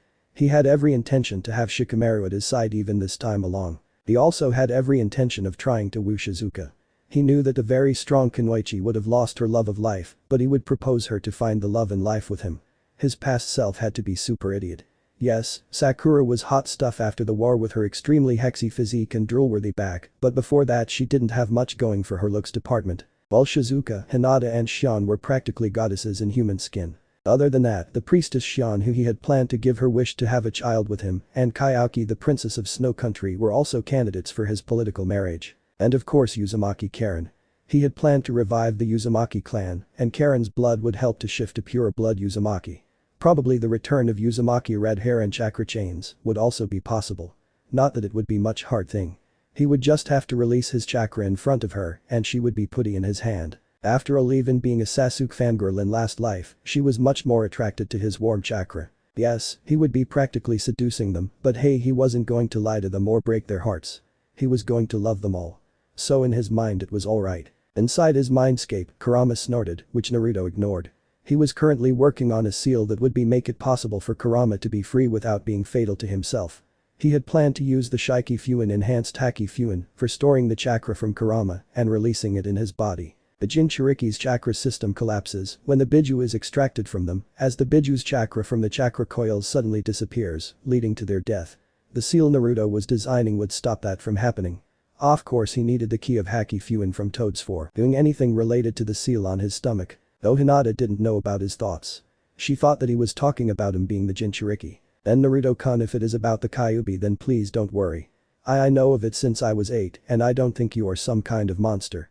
We of Hyuga can't see the separate chakra in your body, so none of us dislike you for holding the Kyuubi. She tried to assure her. Naruto smiled at the kind and shy girl. It's not that, Hinata-chan. Sai, you know how I am last of clan, right? On seeing Hinata nod, that means I will be marrying more than one woman to repopulate my clan. Actually, in whole Konoha, I have never seen anyone other than you as my prospective wife. You see, this is a secret for now which he announced at the final round of Chunin exam, so I will need you to promise you wouldn't talk to anyone about this. Of course, being a clan head your father already knows. It wasn't that Hinata wasn't prepared for this situation. Ever since they were 10 and Naruto hailing from Uzumaki clan was made a public knowledge, Hinata knew he may have to marry more than one woman to revive his clan. Though she was pleasantly surprised to hear that she was the only one in Konoha he thought would be perfect as his wife. She agreed to keep the secret he was going to tell her. Naruto continued, I am currently apprenticed by Hokage-sama as his successor. He is going to announce me as successor to Hokage position at the start of final round of Chunin exam. When I will be the Hokage, I will have some political marriages to both repopulate my clan as well as to strengthen the alliance with other nation. Though I am willing to promise, I won't have any other spouse from Konoha if you agree to have me. Still, you are young and if you want to take your time, I have no qualms about it. Of course, it will be painful if you reject me, but I will respect your happiness and wishes. Though Naruto wouldn't be actually happy if she rejected him. She was the literally only one of his planned future wives he currently had feelings for. Hinata blushed and poked her fingers together. I will be very happy to accept you and Naruto-kun. As for you having multiple wives, I have been prepared for it as a possibility ever since I knew of Uzumaki clan. As for dating, why you will have to ask Otu-sama for permission. Naruto nodded, I have no doubts there won't be much hassle. After the announcement, your clan elders won't have anything to against our marriage. As for your father, I don't think he will object seeing he cares for you to agree if you are happy. Additionally, it will also take away the pressure on him to choose one of you sister as heiress while branding other with that disgusting seal, so he will be stop being so hard on you. Hinata's eye widened as she never thought her father was hard on her to save her from fate of being branded. Naruto, seeing her expression, understood what he was thinking and he smiled. He loves you very much, Hinata-chan, believe me, you literally have the most overprotective father in all Leaf, even if he thinks he can't show that side to you sisters in order to protect you. Hinata had become a bit emotional, but Naruto continued to comfort her. After a bit, Naruto asked Hinata about her preparation of preliminary. She told him she didn't have much chances to win, on which he shook his head and encouraged her. Even if you know you can't win, just give the performance that will be enough to impress your father and clan. We have 1.5 days before the preliminaries and I have a plan that can help you. So what do you say? Naruto offered with a smile. Are you sure, and Naruto-kun? You can use the time to train yourselves then wasting why your time on me. Hinata said. Naruto sighed. Hinata really did have low self-confidence when she was genin. It wasn't until the Pikachu mission she started changing. He smiled. Hinata, you are going to be my wife one day. And as I said, your kindness is a defining trait, not a demeaning one.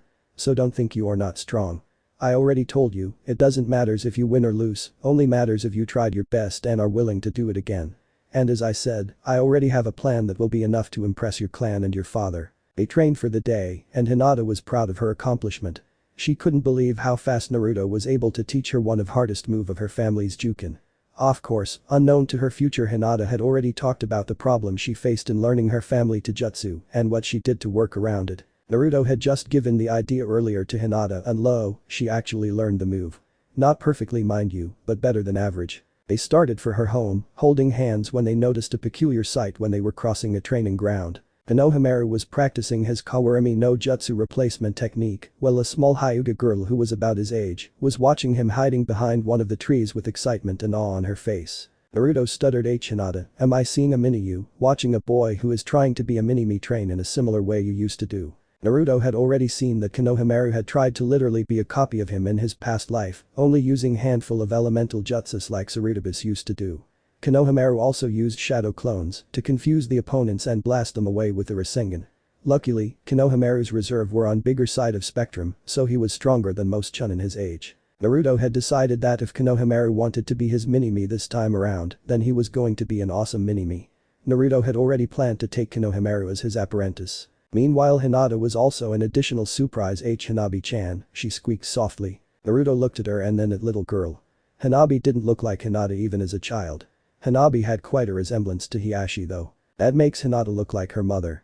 Naruto thought. They decided to leave the pair undisturbed and continue towards their destination, that was the Hyuga clan compound. Chapter 20. The preliminaries. The days of preliminaries had arrived.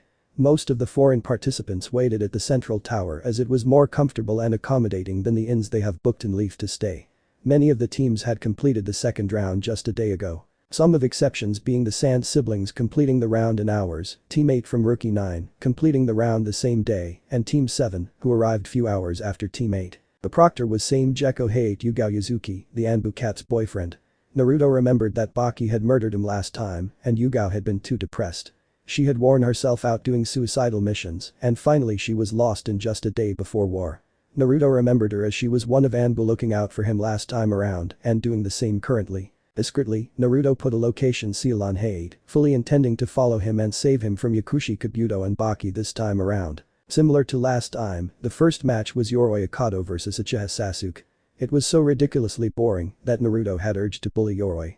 Sasuke had put him in Genjutsu and he kept draining his own chakra until he was exhausted. Second match was Aburame Shino vs Aku of the Sound team. Shino asks Aku to give up as he will lose, but being Haki's Aku blasted his sound weapon towards Shino, blowing his hand off. The idiot didn't learn the lesson as he did the same with his second hand, blowing it away as well. He was taken by healers and Shino was declared winner. In third match, Kankuro went against Tsurugi, the teammate of Kabuto and Akato. He seemed to be in trouble at the beginning of the fight when Tsurugi coiled around him like a snake, but he quickly turned the tables. It's revealed that he is a puppet master and the body that Tsurugi had attacked was actually a puppet. This allows Kankuro to easily counter his opponent's moves and decisively win the match. The fourth match was between Yamanka Ino and Haruno Sakura. Suffice to say it was disappointment. It may have been battle of wills and life turning point among both the girls, but to everyone else, it just seemed like they were little girls instead of Kunoichi fighting over a boy. Finally they both punched and knocked each other out. Naruto shook his head and Sasuke looked away in a bit of shame. The fifth match salvaged the reputation of Kunoichis that the previous match had almost tarnished. Tenten and Tamari were both fearsome opponents. Alas, Tamari being a wind user had advantage and proceeded to blow all of Tenten's projectiles away. After toying with Tenten for a bit, Tamari easily seized victory from her unconscious opponent. Shikamaru and Kintsuchi were the next to fight. It was revealed just how intelligent Shikamaru was during their fight, with IQ being over 200 at such young age. Kin was very proficient with needles and one of the first people in the show to use a genjutsu against her opponent by utilizing bells. It initially seemed that Shikamaru would lose this by a huge margin, but after noticing a string connected to a bell, it was all over for Kin. Shikamaru was able to extend his shadow along the bottom of the thread to trap her, effectively ending the fight. The seventh match was between a Haki Kiba and equally confident Naruto. Kurenai would have said that Kiba would easily win, but after hearing the report on Team 7 establishing Naruto as the strongest graduate, she knew better. Still she hoped her students wins. Naruto dismantled every moves of Kiba's feral Taijutsu. Though Tsume, who was sitting in stadium wasn't surprised at all, having already seen what Naruto was truly capable of. She cursed as her son had one of the worst matchup for preliminary, countering the Kitsuga with a wide-range Futon. Totopa wind release. Great breakthrough. Naruto went on to use his Uzumaki 2K barrage on Kiba, knocking him out and winning the match. The eighth match was between two Hyugas participating in the Chunin exam. Unknown to Hinata, Naruto had unconsciously trained her to fight against Niji the last day. While he wasn't sure of her win, he knew she would quit with a blast unlike last time around where Niji had sent her to hospital. Niji started spewing off his ridiculous dialogues about fate and how she was weak. She maintained the strong face, even though touches of sadness could be seen on her face. Niji rushed towards Hinata and both clashed in fierce battle of gentle fist. Niji was shocked seeing Hinata attack so freely without constricting much of her power. Generally she held back to not hurt her opponents and got defeat handed to her even by her younger sister, who was 5 years her junior. This only seemed to anger Niji more, who thought she was defiantly trying to fight her fate of being weak and that would be useless. The increased attack was a bit much to handle for Hinata, so she jumped back creating distance, but not before Niji had blocked some of her Tenketsu. Niji gloated about how his Byakugan was superior and he can see the Tenketsu. I think you are forgetting N Niji Nai-san, T that you only surpass Emmy and T Taijutsu. I am still the H Hyuga with best eyesight. Hinata replied. Niji, angered by her words, closed the distance between them and started moving Jukin. Haki Rakujikin SHM Gentle Fist. A trigram 64 palms. The Ashi, who was sitting in the spectator area, was shocked at seeing Niji using the main house technique. But he was also proud of his nephew. He thought his daughter was done for and was worried about her, but he was pleasantly surprised as Hinata continued her good performance and started moving in sync. Yukenho. Haki Sanjai on Ho Gentle Step. 8 trigrams protective 32 palms. Hinata dodged many of Niji's 12 of Niji's first 32 attack and was hit by 20. The later of 32 attacks, Niji was forced to forfeit as blades of chakra emitted from Hinata's technique nearly shredded his hands. He abandoned his offense mid-attack and jumped back, creating the distance. It was then he cursed not perfecting the Katen. Still, he was shocked to see Hinata's effective attack. He still taunted her about using cheap replacements of Jukin, but Hinata just smiled. Hinata on the other hand was panting hardly. The protective 8 trigram 32 palm wasn't even a complete technique. She had to take the risk so that she wouldn't disappoint her father and Naruto. She did succeed, but she didn't have much left in her. Niji and Niasen, why you can fight, why your fate. I am doing it and why you yourselves are doing it too. According to the fate, US should be N nothing more T than a servant to M main branch. B but L look at Y yourselves, you are H hailed as T the strongest Hyuga. So P please stop hiding B behind fate L like a little G girl and do something about it. She stated, angering Niji. Naruto had counted on that so that she can steal the last thunder. B Proctor, I only have enough C chakra left for O1 Attacka and I don't think it will be E enough to win.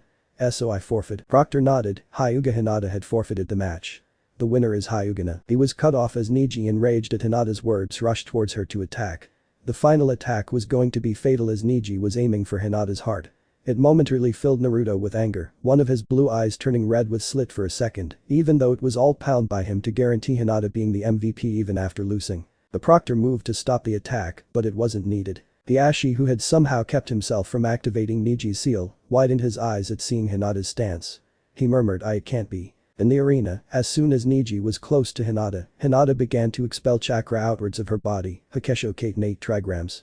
Rotation, and started rotating. A dome of chakra formed and expanded, sending Niji flying. Hinata herself could only rotate 8 times and fell down near unconscious. Naruto disappeared from his original position and appeared beside Hinata in a golden flash, breaking her fall by catching her. Did I do good? Did I changed, Naruto-kun? Hinata asked very slowly. Naruto kissed her forehead and murmured into her ears, yeah, you were awesome, Hinata. Naruto let the medics carry her to treatment. He then glared at Niji, making him flinch. He controlled himself, thinking about how Niji had sacrificed his life for Hinata's and his in the war. He wanted his friend back, not the hateful and spiteful brat who was in front of him. He sighed, thinking Hiashi will sooner or later tell him the truth, transforming Niji to kind man he was before dying in the war. I know why you are hateful, Niji. The curse seal on your head that stops you to attain your freedom. But it doesn't stops you to attain your full potential. Look at me, everyone called me a dead last until I was 6 years old. They told me I will never be strong. Now look at me, I never gave up and am titled the strongest genin of Konoha. I am pretty sure even a caged bird tried to open the lock with it can takes the flight when it succeeds. I know you can do it, Niji, after all you are a genius. Naruto stated, kindly making Niji think about his actions. Hyuga Niji, this is warning. The only reason you are not disqualified is because I had not yet announced you the victor. Any similar actions will result in you being banned from taking the Chunin exams for 2 years. Hey, said sternly. Niji bowed his head and moved out. Hiashi also moved, knowing it was time he told Niji about the truth of his father's death. The 9th match was fought between Sabaku no Gaara and Rock Lee. It pitted 2 powerhouses against each other. Gaara was hyped up to the point that the audience was worried about Lee's safety. The fight that followed was intense, and Lee removing his weights was an incredible scene. Despite having enough speed and power to overwhelm Gaara's defenses, Lee was almost killed when Gaara let loose. Rock Lee's performance may have been stellar, but he just couldn't stop Gaara from winning. Lee stood up panting and near unconscious when Gaara wrapped his sand around his legs. Naruto knew what was coming. He stood up and shouted, enough, Lee, give up. You have proved that you can be a splendid ninja with Taijutsu alone. Lee's eye widened as he looked at Naruto. He then looked at Guy, who had proud smile on his face, and nodded at him. Lee understood he was in bad position and understood it was important for his career to continue. He looked at the Proctor. I forfeit. Sabaku K. Suiton. Taketsubo no Jutsu water style. Waterfall technique. Naruto cut off Gaara as a waterfall with maximum speed to not hurt. Lee fell on him, wetting the sand and making it heavy. Guy took Lee in his arms and jumped back. It's enough, Gaara. You have already won. Naruto said, taking a breath of relief after saving Lee's legs from being critically fractured like last time around. Gaara growled at Naruto, I will have your blood, Uzumaki. You have taken my prey away from me. Naruto released his own Biju chakra, red clashing with sand brown. Control yourself, Gaara. You will get your chance to fight me in final round. Sasuke flickered beside Naruto, his Sharingan activated. He tried putting Gaara in Genjutsu, but Naruto stopped him by saying, believe me, if he sleeps, it will be quite troublesome. Enough, the proctor shouted, a warning to you two, Sabaku no Gaara. And Uzumaki, don't come to the arena until called. Naruto nodded his head and flickered back to the balcony. The last match was between Dosu and Choji, who didn't want to go to the battle until he was promised bribe of roasted meat. Unfortunately, the bribe was not enough for Choji to defeat Dosu as the preliminary round came to an end. The final round matches were announced with Naruto facing Neji, Kankuro facing Shino, Temari facing Shikamaru, Sasuke facing Gaara, and Dosu getting a free pass for first match. All the participants left, with Sasuke following Naruto for making plans to train. Chapter 21. Training for finals. Sasuke had just signed the snake contract. He went to Naruto for their usual training, but Naruto led him to the memorial stone. The Okaka-sensei Naruto greeted Kakashi, who was standing in front of the stone. Kakashi turned back. Hey Naruto, Sasuke-kun too. What can I help you with? I thought you both would be already training for finals. Naruto deadpanned, it's your job to train us. Mama. Kakashi waved his hands dismissively, you are doing a good enough job anyways. Shut up, idiot, Naruto shouted. He then cleared his throat. Anyways, you will be training Sasuke for this week. Wielding the Rinnegan, he innately knows all about nature transformation, so there will be no training needed in that. You can just teach him a shitload of jutsu and give him ideas how to use them. He is already creative in his use of ninjutsu, your guidance will help. Other than that, help him train with his newly gained snake contract and some of Rinnegan techniques we were able to find. Kakashi was shocked. He looked at Sasuke, who himself had similar expression on his face. Hey, don't need to be so awkward. Think it as your student-teacher bonding time. Naruto waved at them. What about you? Won't you take part in the bonding as you called it? Sasuke asked. Naruto had a smirk on his face, I have a godfather to meet and greet. So maybe next time. Jana. But that he disappeared in a golden flash, shocking Kakashi, who just shook his head and thought it was illusion. He then looked at Sasuke, who had an eager but dreaded expression on his face. Why the long face, Sasuke? I am not that bad, am I?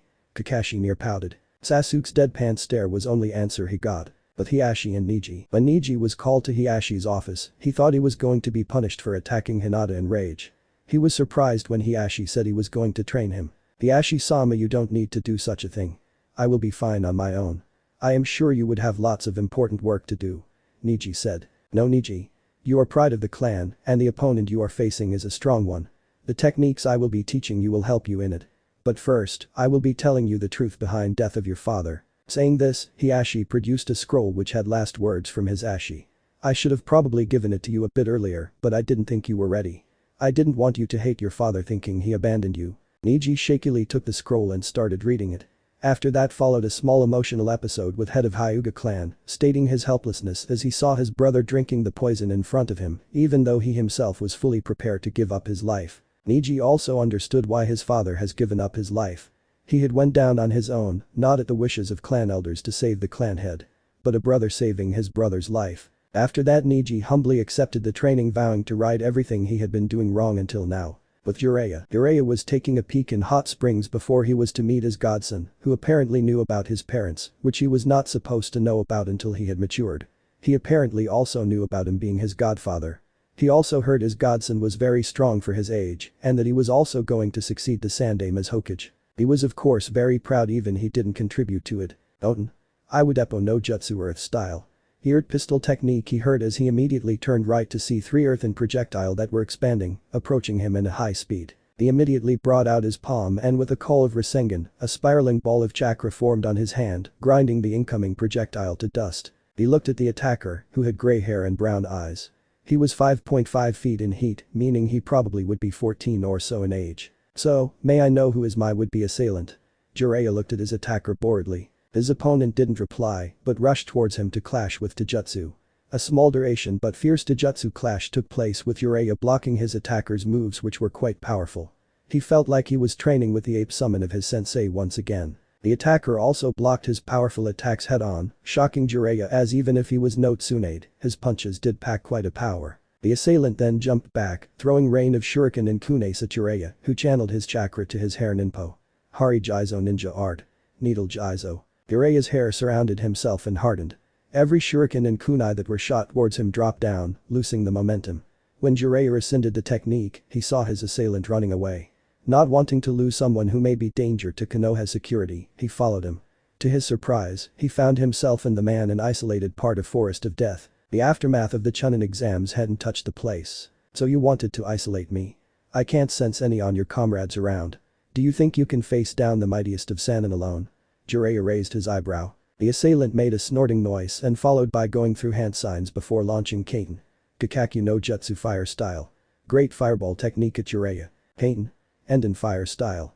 Flame Bomb. Jiraiya countered the incoming attack with his own fire technique. The wind-enhanced shuriken came flying towards Jiraiya, tearing the flames from explosion due to collision of two previous fire techniques. This technique, are you one of Danzo's?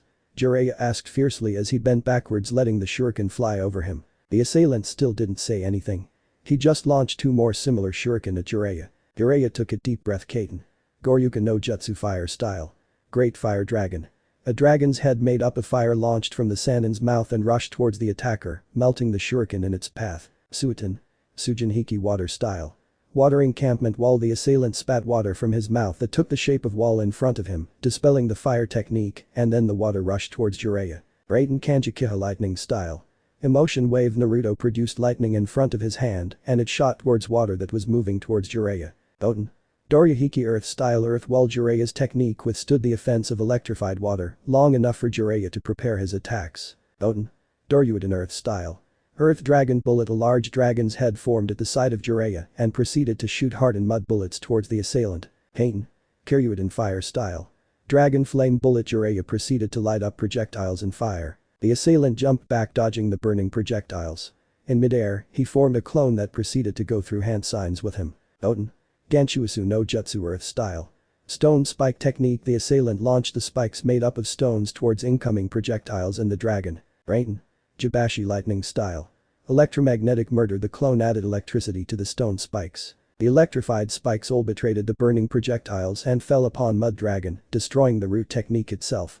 Jiraiya jumped back from the range of the electrified projectiles so that he doesn't take damage. He didn't have much time as he heard a roar and looked up.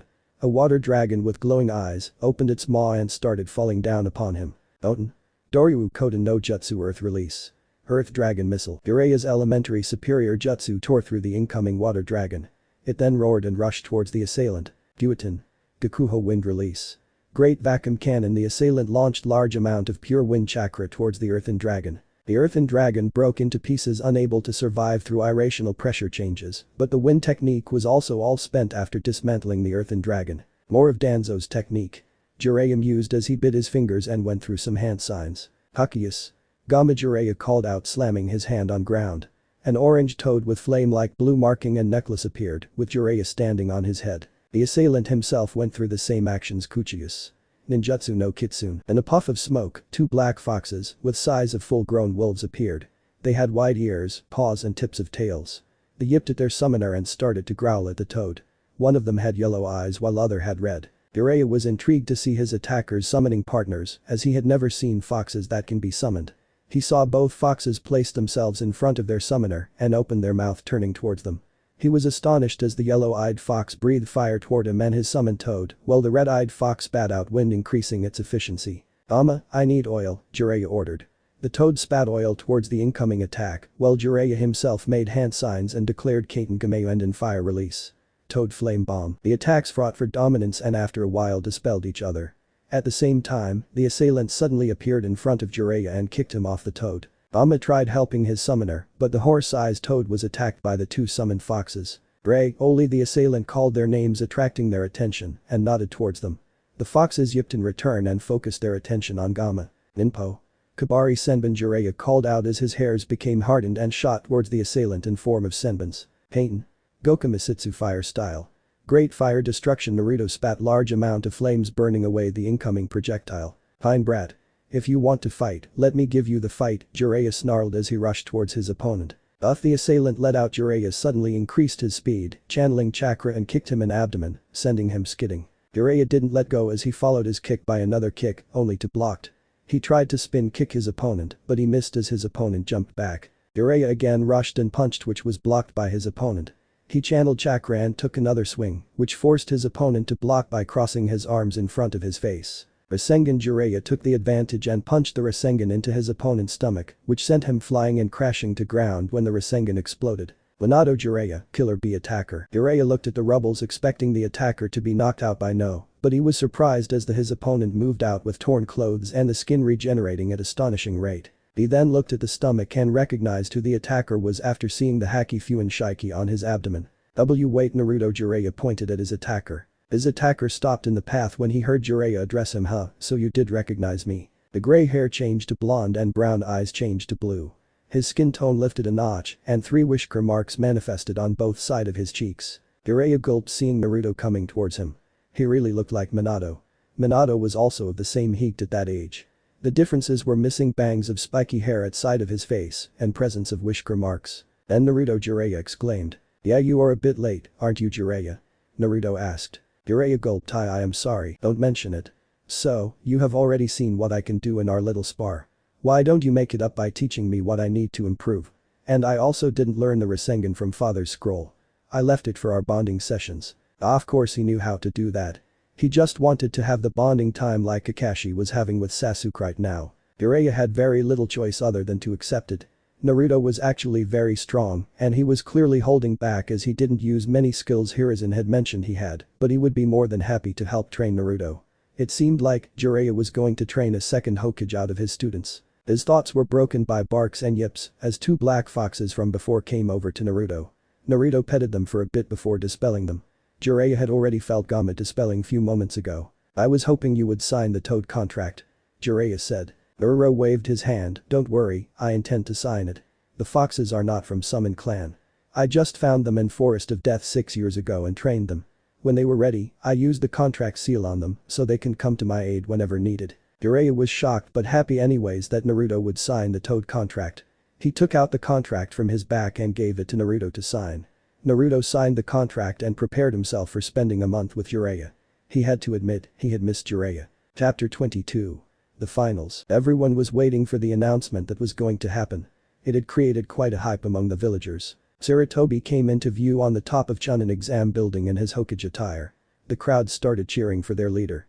Sarutobi raised his hands quieting the crowd. 15 years ago, I retired from my office as Hokage of the village, leaving the responsibility of village to one Namikaze Minato. The crowd went mad with shouting and cheering when the name of their most beloved leader was mentioned. Naruto's eye widened seeing firsthand the popularity of his old man. No one saw Fort Kazukiage gritting his teeth in anger, jealousy and hatred. The man was strongest shinobi to ever seen since Shadame-sama himself. Hiruzen continued. He was one who was expected to surpass the power of titans like Hashirama-sama and Uchiha Madara. But unfortunately, fate had other plans. 13 years ago, a tragedy hit the village and the greatest leader to ever grace the village sacrificed himself to save his beloved village. The crowd went silent, mourning the death of Yondaime. The crowd was so quiet that even the sound of dropping a pin could be heard. Sandaime broke the silence as a result. I have to take the office of Hokage once more. But now, I am past my prime. I had always wanted a successor but found no one suited for the role of Hokage. But now, I have prepared my successor to hold the leadership of village when he becomes of age. The crowd waited with bated breath as Sarutobi presented his successor to the village. I give you my successor, the son of Yondaime Hokage, the one who had been the guardian of Leaf Village ever since he took his first breath. I present to you Uzumaki Namikaze Naruto. The crowd once again started to cheer and shout as Naruto stepped forward dressed in white robes similar to Hokage, with kanji of fire on its back. A plain white pointy hat like Hokage's was strapped to his back. Naruto raised his hand to the crowd and the crowd went wild. The older generations were clapping politely, but the younger generations went mad. Naruto after all was popular among them. I am Uzumaki Namikaze Naruto. Naruto began with deep serious voice that shouldn't be of a child. Unknown to everyone, Naruto infusing his vocal cords with Kurama's chakra, inducing a genjutsu-like effect that would make everyone unconsciously want to follow what he says. And I promise to keep the village safe and prosperous even on the cost of my life. The crowd started cheering again, Konohamaru being the loudest. Sasuke also had a supportive grin on his face. You really did it, Naruto. Shikamaru thought. while Ino and Sakura couldn't believe what they heard. Sometimes later, the first match between Hyuga Neji and Uzumaki Naruto-sama will begin now. Genma, who was the proctor of third round, said. Naruto was able to save Hade, but he was still in hospital, and rumors of his death were spread, so that Sand and Sound don't go into panic and do something Leaf were not prepared for. Neji was already on the ground. Naruto, out of his ceremonial outfit, shunned in front of Neji. Neji, unlike last time, wasn't arrogant and spouting about fate, meaning Hiashi had already talked about his Ashi. Neji and Naruto clashed in bout of Taijutsu.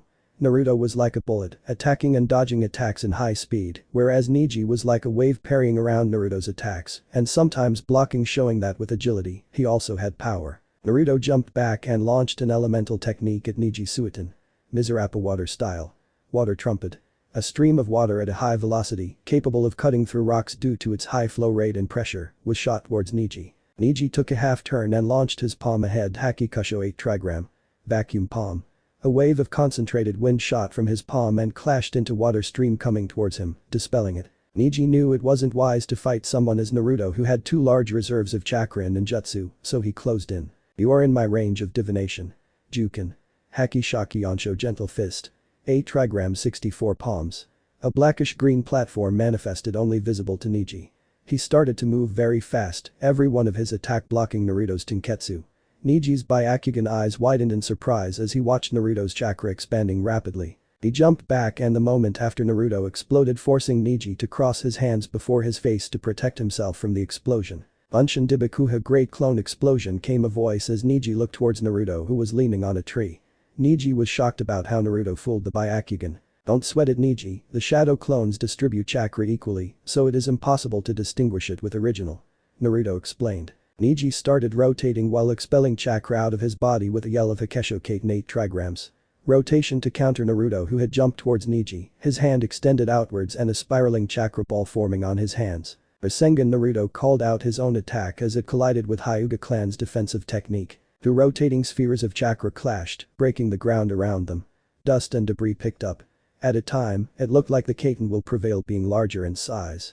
Naruto again surprised everyone as his attack started to grow in size. The Dama Rasengan, Naruto thought with a smirk.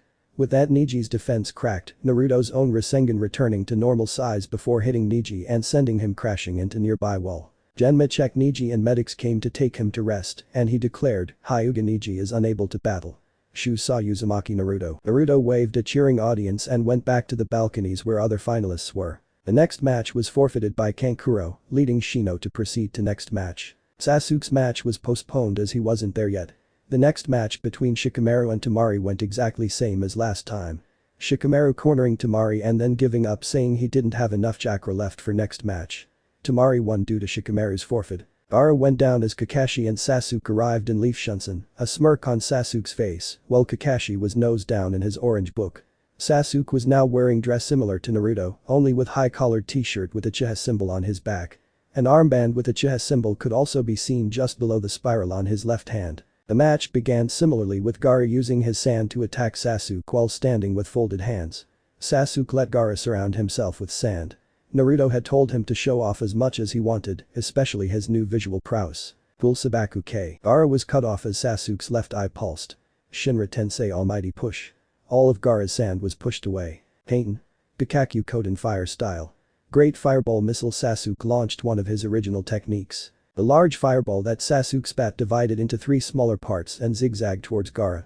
Gaara tried to block them with sand, but they, like locked missiles, dodged the sand and rushed towards Gaara. But just before he could be hit by them, a sand dome surrounded him, automatically tanking the fireballs. Soon a shuriken Gaara called out as numerous sand projectile rushed towards Sasuke, who again put his hands forward and called out Shinra Tensei, pushing them away. Jiten. Rixa Bakuric Magnet Release. Quicksand Waterflow. Gaara summoned a large-scale attack, and Sasuke couldn't use the almighty push consecutively without 15 seconds gap. So he quickly went through the hand signs. Katen. Kakamikyaku Fire Style. Majestic Destroyer Flames. A sea of flames clashed with large sand wave and turned it into glass. Sasuke followed with Shinra Tensei breaking glass into very small pieces.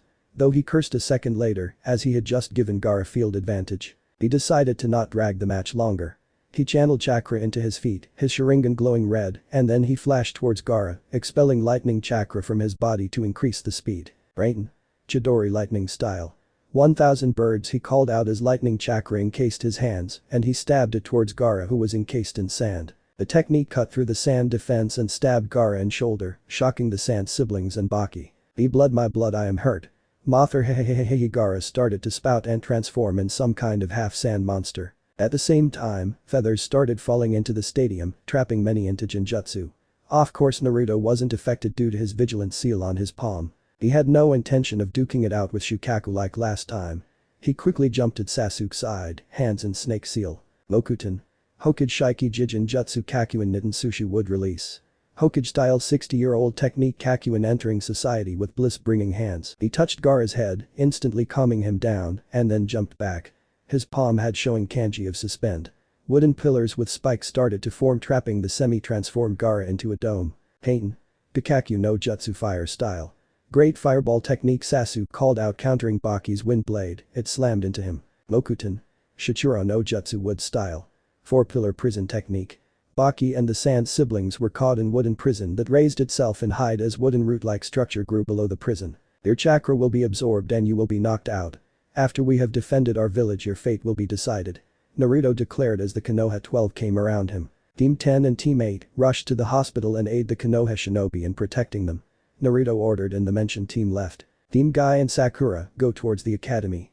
Naruto ordered and they went to academy. Mokuton no Jutsu. Naruto formed 5 wood clones to guard the high-profile Suna prisoners. He channeled large amount of chakra and called out Taju Kage Bunshin no Jutsu. 500 clones of Naruto came into existence with a massive puff of smoke. Their objective is not to fight but recover. You see any of allies about to get killed, recover them from fight. You see any civilians around, take them out of there. Now disperse. The clones shouted high and dispersed a different direction. A wave of red chakra washed over Naruto, rejuvenating him. Naruto then looked at the purple barrier and sighed. He bit his finger and went through summoning hand seals, Kakius no Jutsu. Fox Battalion. There were 4 puff of smoke. From the 2 largest one, a gray fox with black tips of ears, tails and paw appeared. His eyes menacing yellow. From the second puff of smoke, which was as large as first, a albino fox with red eye appeared. Though the amount of fur on her neck gave her a bit of Lupin look. The third and fourth puff of smoke revealed 2 wolf-size foxes, black in color, one with yellow eye and other with red. Kona, get rid of the snakes. Gray rushed towards hospital, Oli you rushed towards academy. Naruto ordered. The foxes yipped and went to do their assigned task. Sasuke had already seen ninjutsu foxes, but was amazed at seeing the boss summons. They were really gigantic. Sasuke, we are going to help the Hokage. Let's go, Naruto said as he touched Sasuke's shoulder. Sasuke nodded in affirmations, and both disappeared in flash of gold. Chapter 23. Clash of past titans with youth powerhouses, Shinra Tensei. Sasuke's voice was heard as both the previous Hokages were thrown backwards, giving Hiruzen time to take a breather. Naruto looked at Orochimaru in shock. He is using Hashirama cells, that means Tobirama would be at full power, and Hashirama at close to full power. Damn it, sometimes the changes sucks. What are you both doing here, Naruto-kun, Sasuke-kun? This is very dangerous. Saving your life, you old Jagir. Orochimaru have a patch of Hashirama-sama cells somewhere in his body, thus he is able to suppress their wills. That means Tobirama-sama would have returned to full power, and Hashirama-sama may also be close to it. You have no chance against them. Naruto explained. Fukuku, you are really brilliant to figure that out. But why would you think you are even comparable to the power of these 2 legendary shinobi, even with the Rinnegan? Orochimaru stated. Naruto shook his head. Jiji, the scale of battle between previous Kage and us may destroy the village, so we have to take them out.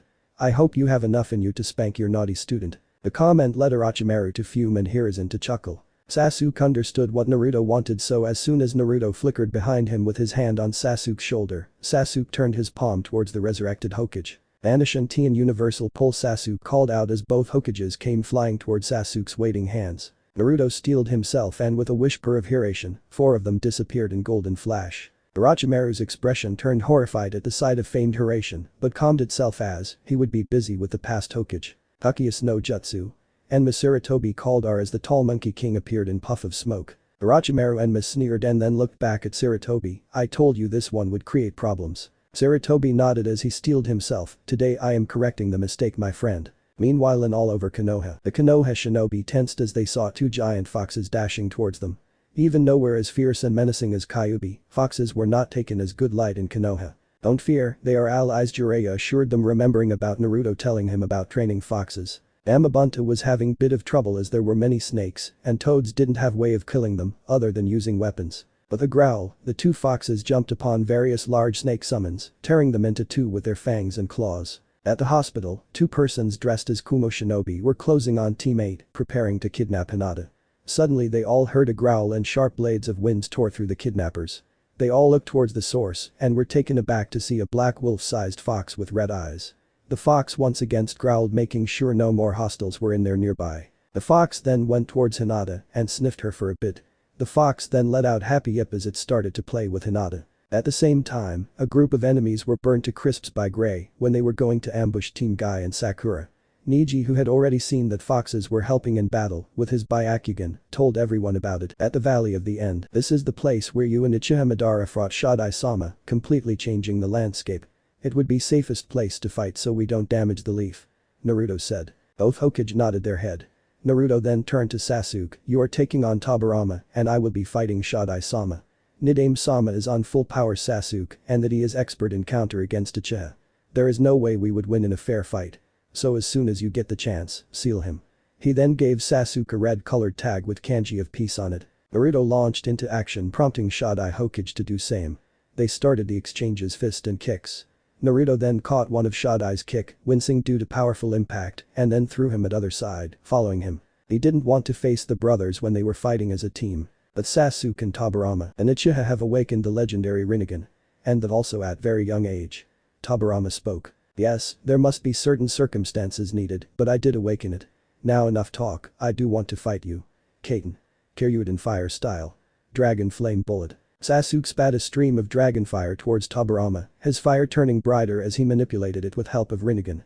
Tobirama for a fact wasn't in much of a problem, his body regenerating any damage. He put his hands forward. Suiton. Sujinhiki water style. Water encampment wall. Water emerged surrounding him on all sides and started swirling. It clashed with flames making it useless and then Tobirama used another technique. Suiton. Subakuha water style. Explosive water wave. The water already present around Hokage moved at Sasuke in high velocity, carrying enough momentum to crush large houses. Sasuke faced his palm towards the attack as he channeled the chakra. His Rinnegan pulsed again as he spoke Shinra Tensei. The incoming water wave was tossed away, additionally damaging the surroundings. Kaiten.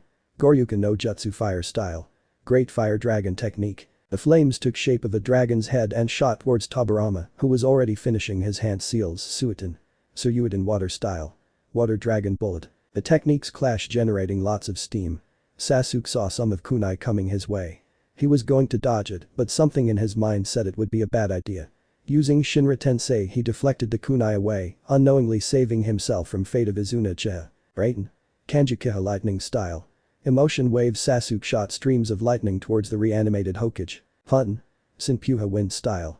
Spiraling wind wave. Tobirama countered, dispelling Sasuke's jutsu. Sasuke rushed towards Tobirama, intending to use Sharingan to get upper hand into jutsu. He was proved wrong. The moment he thought he had predicted Tobirama's move and went to counter it, Tobirama changed his attacks. After being beaten into jutsu, Sasuke remembered that Tobirama was an expert in fighting Uchiha. He jumped back and released Kaiten. Gonka fire style. Flame flower at Tobirama. Multitudes of fireballs started falling towards Tobirama. Sasuke smirked, knowing it was a technique that can overpower water style. Suiton. Suryuban water style.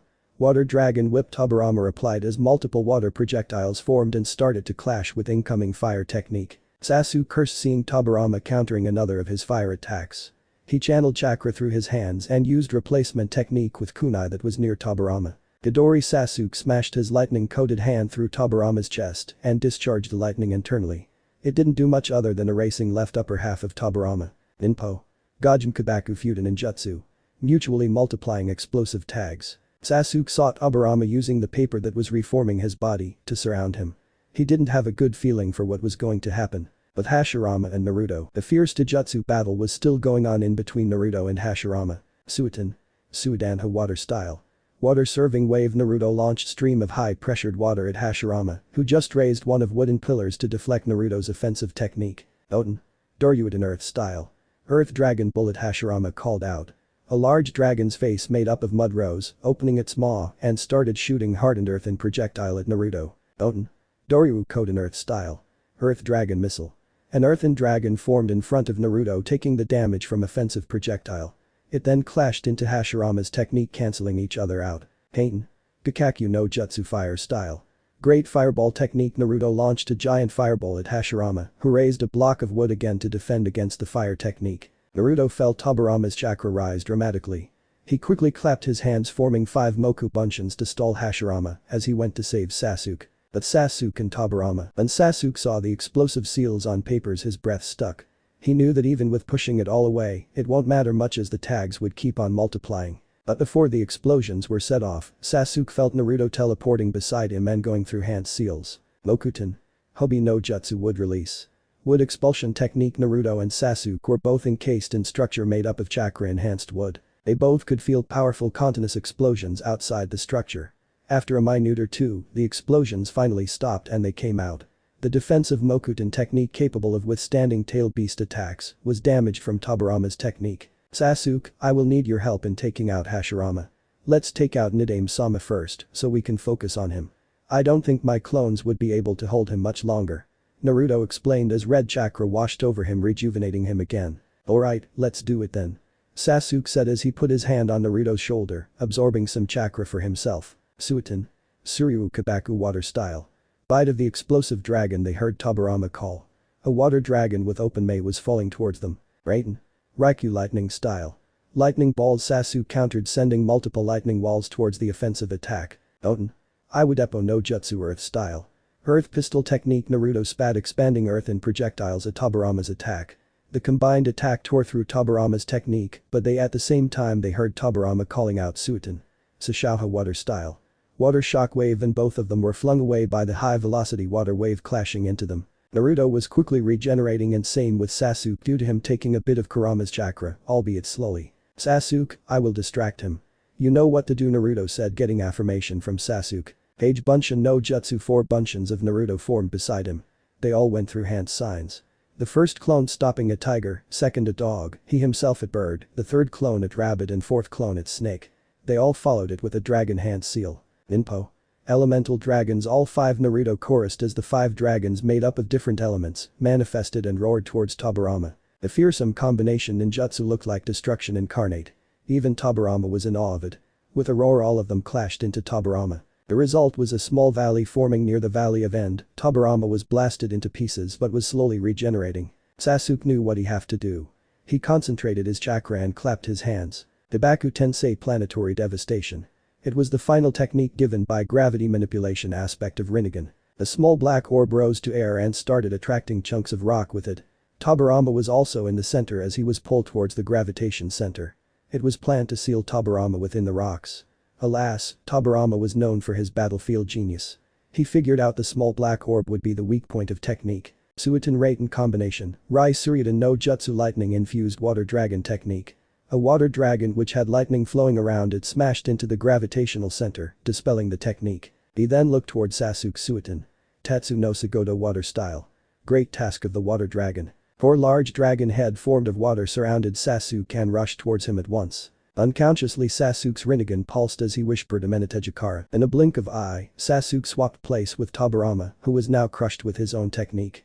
Naruto had a grin on his face as he addressed Sasuke. Looks like you have unlocked your innate Rinnegan technique. Sasuke was in awe of the last technique. He knew firsthand how advantageous time-space techniques can be, and his Rinnegan technique was one. He looked at where Tobirama was reforming and focused. He knew how to stop the man now. Again Sasuke swapped places, this time with a kunai behind the Nidaime. Sasuke held his palm and a black rod manifested into his hand. He stabbed Tobirama with it and saw with fascination, Tobirama didn't regenerate this time. Naruto winced as he saw Sasuke stabbing Tobirama multiple times with those black rods. He remembered how awful those chakra disruption rods were. It can be broken by Jinchurikis, as they have 2 types of chakra in them, but it would be very hard too. Sadly for Tobirama, he wasn't a Jinchuriki. So he could do nothing but be pinned into the ground with the black rods. Sasuke took out the red tag Naruto had given him and placed it onto Tobirama's head. The body disappeared and revealed to be one of Sound Team from Chunin exam. More precisely, the Kunoichi Shikamaru had fought with. Naruto burnt the body with a Kaiten technique and turned to say something to Sasuke, who was panting. But he was cut off as Hashirama's voice was heard. Mokuton Hijutsu. Jukai Koten would release secret technique. Nativity of World of Trees. Naruto sighed as he transferred a bit more of Kurama's chakra to Sasuke. This is the last time I can do it. Any more can do damage to your chakra coils. Sasuke nodded. They saw the trees emerge from ground and approaching them fast. Naruto formed a large number of shadow clones, while Sasuke concentrated Raiden chakra in his hands. The Dama Rasen Terengen Big Bull Rasengan Barrage. All of Naruto's clone had a large Rasengan on their hands as they clashed it into incoming trees, destroying them. This caused large amount of dust and debris to spread. Chidori Iso Chidori Sharp Spear Sasuke called as the lightning blade in his hand extended and started to cleave through remaining offensive trees. Impressive. I didn't expect you both able to counter one of my strongest technique. The pair of you reminds me of myself and my friend Uchiha Madara. Don't compare me to that person. He betrayed you, well I will never betray Naruto. Sasuke snarled. Hashirama looked sadly. Do you think Madara was always like that? He was a true friend. He took fatal injuries to save my life. We both together saw the dream of creating the village, so the young shouldn't need to fight and lose their life in unnecessary wars. But it all changed with death of his brother. He became bitter and with Uchiha clan betraying him, he felt alone. Prepare yourselves, I couldn't stop myself longer. Mokuton. Makujin no Jutsu. Hashirama summoned an wooden golem and he jumped on its shoulder. The golem was easily as tall as Sasuke Susanoo used to be. The golem retracted his hand, getting ready to deliver a punch. Mokuton. Hite no Jutsu wood release. Laughing Buddha technique. Naruto called upon numerous giant wooden hands. One of the wooden hands caught the punch, while others caught different parts of the golem, making it stumble and fall. Doadama Rasengan. Naruto formed a gigantic Rasengan and jumped towards the golem, intending on destroying it. He cursed himself for forgetting wood release's ability to absorb the chakra. The golem raised its hand and took the technique for itself. It was going to hit Naruto with it when Sasuke defended him with a well-timed Shinra Tensei. Unfortunately, gravity manipulation was not as effective against the wood release golem, as Sasuke was only able to deflect the attack.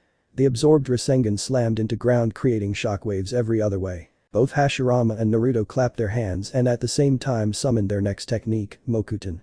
Mikuriru no Jutsu wood release. Wood dragon technique. Two similar dragons, with Hashirama's being bit darker, formed around their summoner. The dragons roared and clashed with each other in struggle for dominance. Still, both Hashirama and Naruto knew the real purpose of summoning the dragon. Cooperation ninjutsu. Sasuke and Naruto started the hand signs Kaiten. Gakakyu fire style. Great fireball Futon. Senpuha wind style.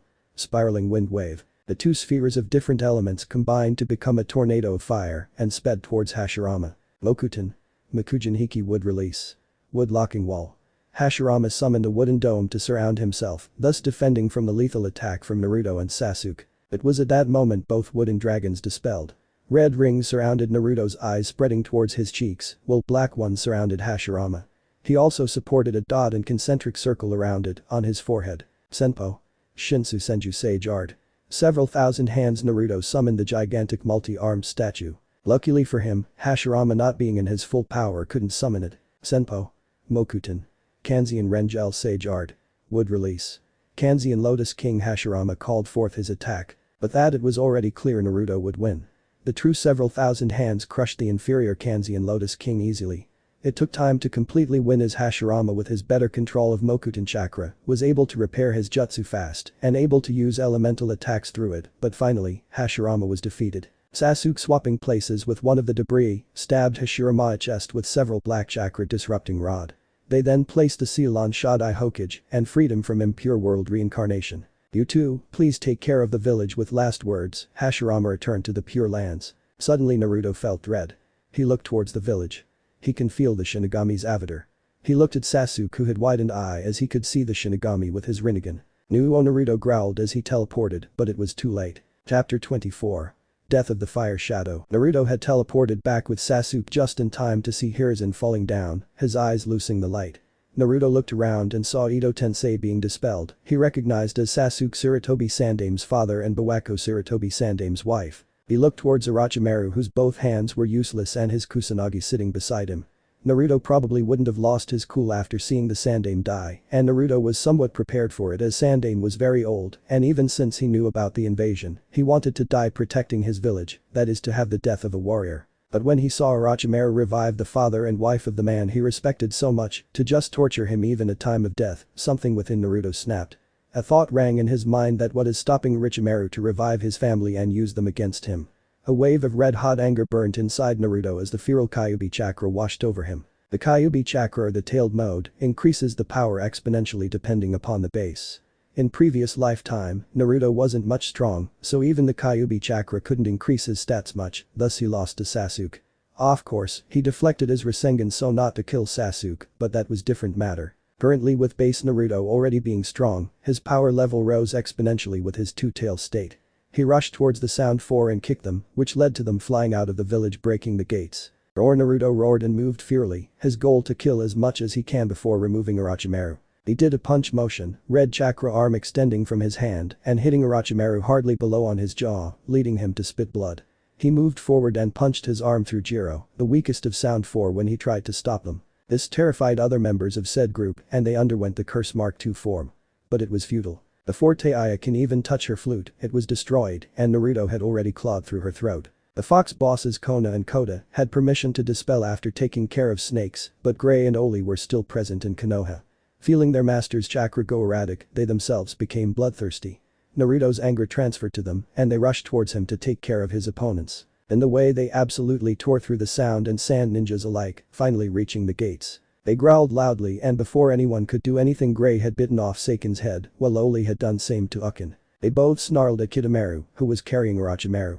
At the exact time Kabuto came to Orochimaru bringing Kamimuro Kagaya and a platoon of sound shinobi as a backup. The foxes and Naruto snarled and started tearing through the army, stopping them from reaching Orochimaru and tearing him apart. Naruto was stabbed by Kagaya through his abdomen with a bone sword. Sasuke wanted to move to help but was stopped by one of Naruto's clone. Boss is in pain. Let him go through with it. He can handle small things such as this. Sasuke reluctantly nodded but was still on guard. Naruto didn't even give much mind that he was stabbed. He took out the bone sword, his puncture wound healing almost immediately, and stabbed Kamimuro through his mouth. He then punched him hard enough to send flying. Gray and Oli both suddenly roared sending large amount of wind and fire at the sound ninjas, burning many of them to death. They again started to attack in feral manner, killing the enemy ninjas with their claws and fangs. Kamimuro took out the bone he was stabbed at, his wounds healing due to activation of Curse Mark. Drilling finger bullets he launched finger-shaped bones in high velocity towards Naruto, who dodged a few with his feral agility, but was still hit by some. He growled in pain and looked at Kamimuro in hatred. More of chakra started to wash through him, as one additional tail was added to his already two-tailed state. He concentrated his chakra and roared loudly. The shockwave destroying the trees nearby and flunging Kamimuro to a distance. Naruto and Kamimuro faced each other in Taijutsu. Well if you can say it so. Naruto was just punching, clawing and slashing erratically, while Kamimuro was growing bones at random places of his body to defend himself and sometimes trying to hit Naruto with weapons made up of his own bones. Making an advantage of Kamimuro's slip in defense, Naruto slashed him across the chest and then punching him in succession. The Kyuubi chakra burning Kamimuro's skin on contact. Kamimuro activated his Cursed Mark Stage 2, which led him to cough violently. He concentrated last of his chakra and called Shikatsunyaku. The dance of dead and a forest of bones started spreading from Kamimuro towards Naruto. Naruto growled loudly raising his arms and a large red-colored Rasengan formed in his hands. He slammed it into the ground before him destroying Kamimuro's bones, which were not as strong as they used to be in his prime due to the illness. The foxes had also finished their enemies by now. Naruto looked around and then saw no sign of Kabuto or Orochimaru and let a loud growl being joined by his foxes. Then the red chakra starts to recede and the foxes too calmed down as a result. He looked at the pile of bodies and shook his head. He shouldn't have lost himself in anger. He looked at Sasuke and saw him nod. He returned it. He dispelled the foxes and asked the nearby Anbu the aftermath of the battle. The answer was minimal loss of life from Leaf, but a good part of Leaf is damage. He asked to immediately call for Shikaku, Inoichi, Tsume and Hiashi. After 20 minutes they arrived in the Hokage's office. Hiruzen's body was already collected and sent for preservation. Naruto was standing beside the Hokage's chair. He looked at the new arrivals and asked, "Did you have contingency plans for this?" Shikaku nodded in affirmation and related to Naruto. Naruto scrunched his nose and dismissed it. "It has lots of things that look like was pulled by elders. I will be making some changes. Shikaku-sama, rather than the Elder Council, you will be taking the role of acting Hokage." "Mendix fine I will do it," Shikaku groaned. "Tsume-sama, you will be keeping close eye on the elders. We don't want them revolting or pulling strings. They don't have much authority now due to some of amendments Hokage-sama made during last phases of his leadership. It will be perfect time for them to regain their powers," Naruto said. Roger. Tsume saluted. "Hiashi-sama please see to the negotiations with Sand. As we know, they themselves had been fooled by Orochimaru, but it doesn't excuse the fact that they did take part in invasion. I will recommend holding the Sand siblings in house arrest while having Baki go and deal with the situation. I will be helping Sabakuno Gara with his Jinchuriki seal. It will give us additional upper hand in negotiations. The Ashi bowed his head as Naruto addressed the last one in room Inoichi-sama, please look in matter of all the prisoners we have taken. They will also be very useful in negotiations. Other than that, go through the minds of prisoners from Sound. If they are acceptable, offer them to work for Leaf. Not as shinobis but as workers. In that way they will be earning their keep and we wouldn't have to carry the load of prisoners. And if you find those who are irredeemable, take their lives. There is no need to keep the scum of world alive so that they can keep making more troubles if they got chance. Though do that carefully. I don't want any of them facing the punishment for something they are not faulted for. Inoichi nodded in agreement. What about the next Hokage? You are not yet 16 so you can't have the position. Tsunade Senju will be the Godame Hokage. I will accompany Jiraiya to bring her back to Leaf. She will also be helping in raising the economy and making the health sector of Konoha greatest once again. Naruto said. He then left the office to Shikaku and went to find Sasuke. It was time Sasuke knew of Danzo's crime. Chapter 25. Sasuke knows the truth. Sasuke was confused as moments before, the messenger fox of Naruto, had come and said that Naruto wanted to meet him in the Forest of Death as soon as possible. He didn't give much thought to it and did as he was asked. Sasuke Naruto's voice seemed grim. Is everything alright? You are looking so dim. Sasuke asked. Naruto shook his head. As you know, being an apprentice of Hokage, I have clearance on many village secrets. When Sandaime died, the last red tape before me was dissolved. So, I took a look into it and found many things that if known to public, will mark doom of the village. One of those things pertains to your clan, that is, the Uchiha massacre. Sasuke frowned. What do you mean? It was clear that Itachi killed everyone in the clan to test his powers. Naruto groaned. Don't be an idiot, Sasuke, there were 8 children in the clan less than age 10 including you. Why the hell would he kill them to test his powers and leave you alive? You said he did it because you were not worth killing, but among all those children you were the strongest. Even stronger than 3, those who were elder than you. When I heard everything about the massacre, I thought it was fishy. And I wanted to find the truth. After all, you are my brother. And guess what, I got the truth. Sasuke's Sharingan was active, his 3 tomo spinning, while his Rinnegan was pulsing. What did you find? It was all a giant conspiracy. The Uchiha were planning a coup, but Sasuke cut him off. Naruto raised his hand. Please listen to me, Sasuke. Here, look, I have evidence with me. Sasuke calmed down as Naruto continued. The Hokage had Uchiha Itachi and Uchiha Shisui, working as double agents. When it was seen there was no way out of it, Itachi was given the task to kill off the Uchiha so that coup can be stopped. Itachi, who was a pacifist, knew that if the coup happened, the Leaf will fall along with Uchiha, as other villages would probably target them, so he accepted it. There is no way Sandaime would have given the order. Sasuke protested. That is the thing. The order wasn't given by Sandaime. It was given by one Danzo Shimura and the Hokage didn't know about it until it was done. Naruto explained. What, I will kill him. I will og, Sasuke shouted as the tomos in his Sharingan started moving at even faster speed, finally morphing into star-like pattern. Similarly, his Rinnegan pulsed and now they sported 6 tomos, 2 each in innermost circles. His newly acquired Sharingan pulsed and nearby tree was covered in black flames. Mangekyo Sharingan and the Tomo Rinnegan. Naruto whispered, but he took control of the situation. Ginfu and Naruto placed his palm in front of burning tree. A Fuin Shiki sealing formula formed and the black flames were absorbed into it. I will kill him, Naruto. No one will stop me, Sasuke shouted. And I have no problems with that, but he shouldn't be given easy death. Sasuke, it was not his only wrongdoing against Uchiha. Naruto said as Sasuke controlled his flaring aura a bit. He gave Naruto his complete attention. What do you know about Uchiha Shisui? Naruto asked. Shisui was a very good friend of Itachi. Itachi used to say Shisui was even stronger than him. He was also the youngest Jounin ever, beating Kakashi's record by a year. That's it. Sasuke replied. Everything you said above is true, but the real thing is about his eye prowess or Mangekyo Sharingan. Naruto explained. Sasuke's face scrunched. Itachi also have it. He told me I have to kill a friend in order to awaken it. Like I would ever do that. He probably awakened his own after killing Shisui. Naruto smiled. You don't need to, Sasuke. You have already awakened your Mangekyo Sharingan just now. And one of its ability is Amaterasu, the black undoubtable flames that you just used unconsciously. Sasuke touched his right eye in surprise, which resulted his hand getting stained by blood. He looked at Naruto, who continued. I will tell you about it later. But you were indeed correct. Itachi did gain his Mangekyo due to death of Shisui, but he didn't kill him. Shisui committed suicide in front of Itachi. What? Why would he do such a thing? Sasuke asked. Shisui Uchiha's Mangekyo Sharingan was one of the strongest eye prowess among Uchiha. He didn't have strongest physical such as Amaterasu or ability to turn time, but the ability of his eye, that is, Kodomatsukami, was the strongest Jinjutsu. With his right eye, Shisui could cast untraceable genjutsu so powerful that the affected person would think it was all his doing. That genjutsu is also said to be unbreakable until you have been Zaten a Manjikyu ability to counter to every kind of genjutsu. His left eye was also similar, but it was less potent and take less time to recharge. It could also be broken by other person. Sasuke was amazed. The Kodamatsukami was fearsome power to have. Naruto continued, when Danzo heard about it, he wanted to have the power for himself. He poisoned Shisui and attacked him with his army of root Anbu.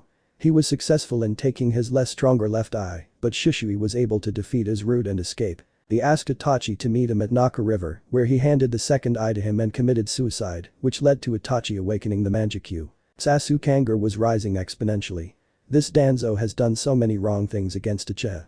He then connected what Naruto was going to say as he looked at Naruto. Naruto had grim expression on his face. I see you get it. Yes, Danzo had used Kodamatsukami on Itachi to force him to kill your clan.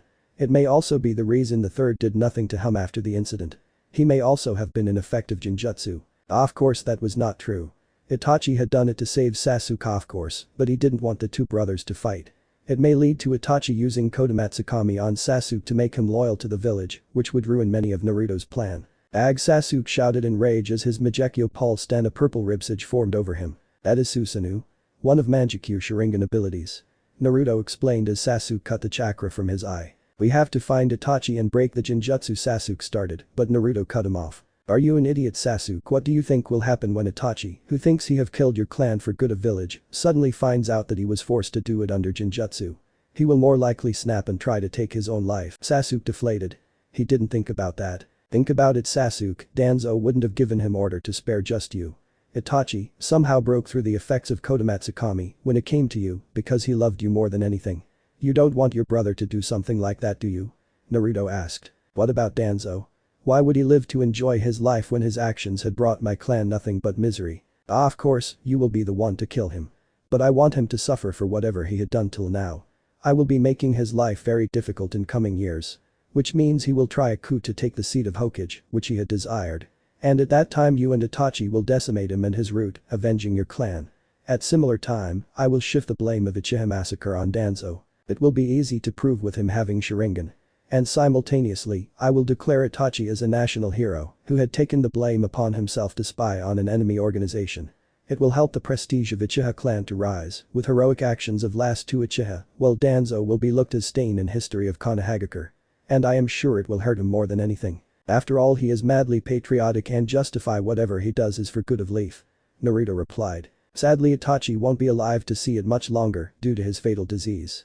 Naruto, even though he respected Itachi, was disgusted at him for a bit. Itachi could have easily saved the innocence of his clan if he wanted to, but in his blind love for Konoha and his little brother, he failed to do so. Sasuke looked at Naruto.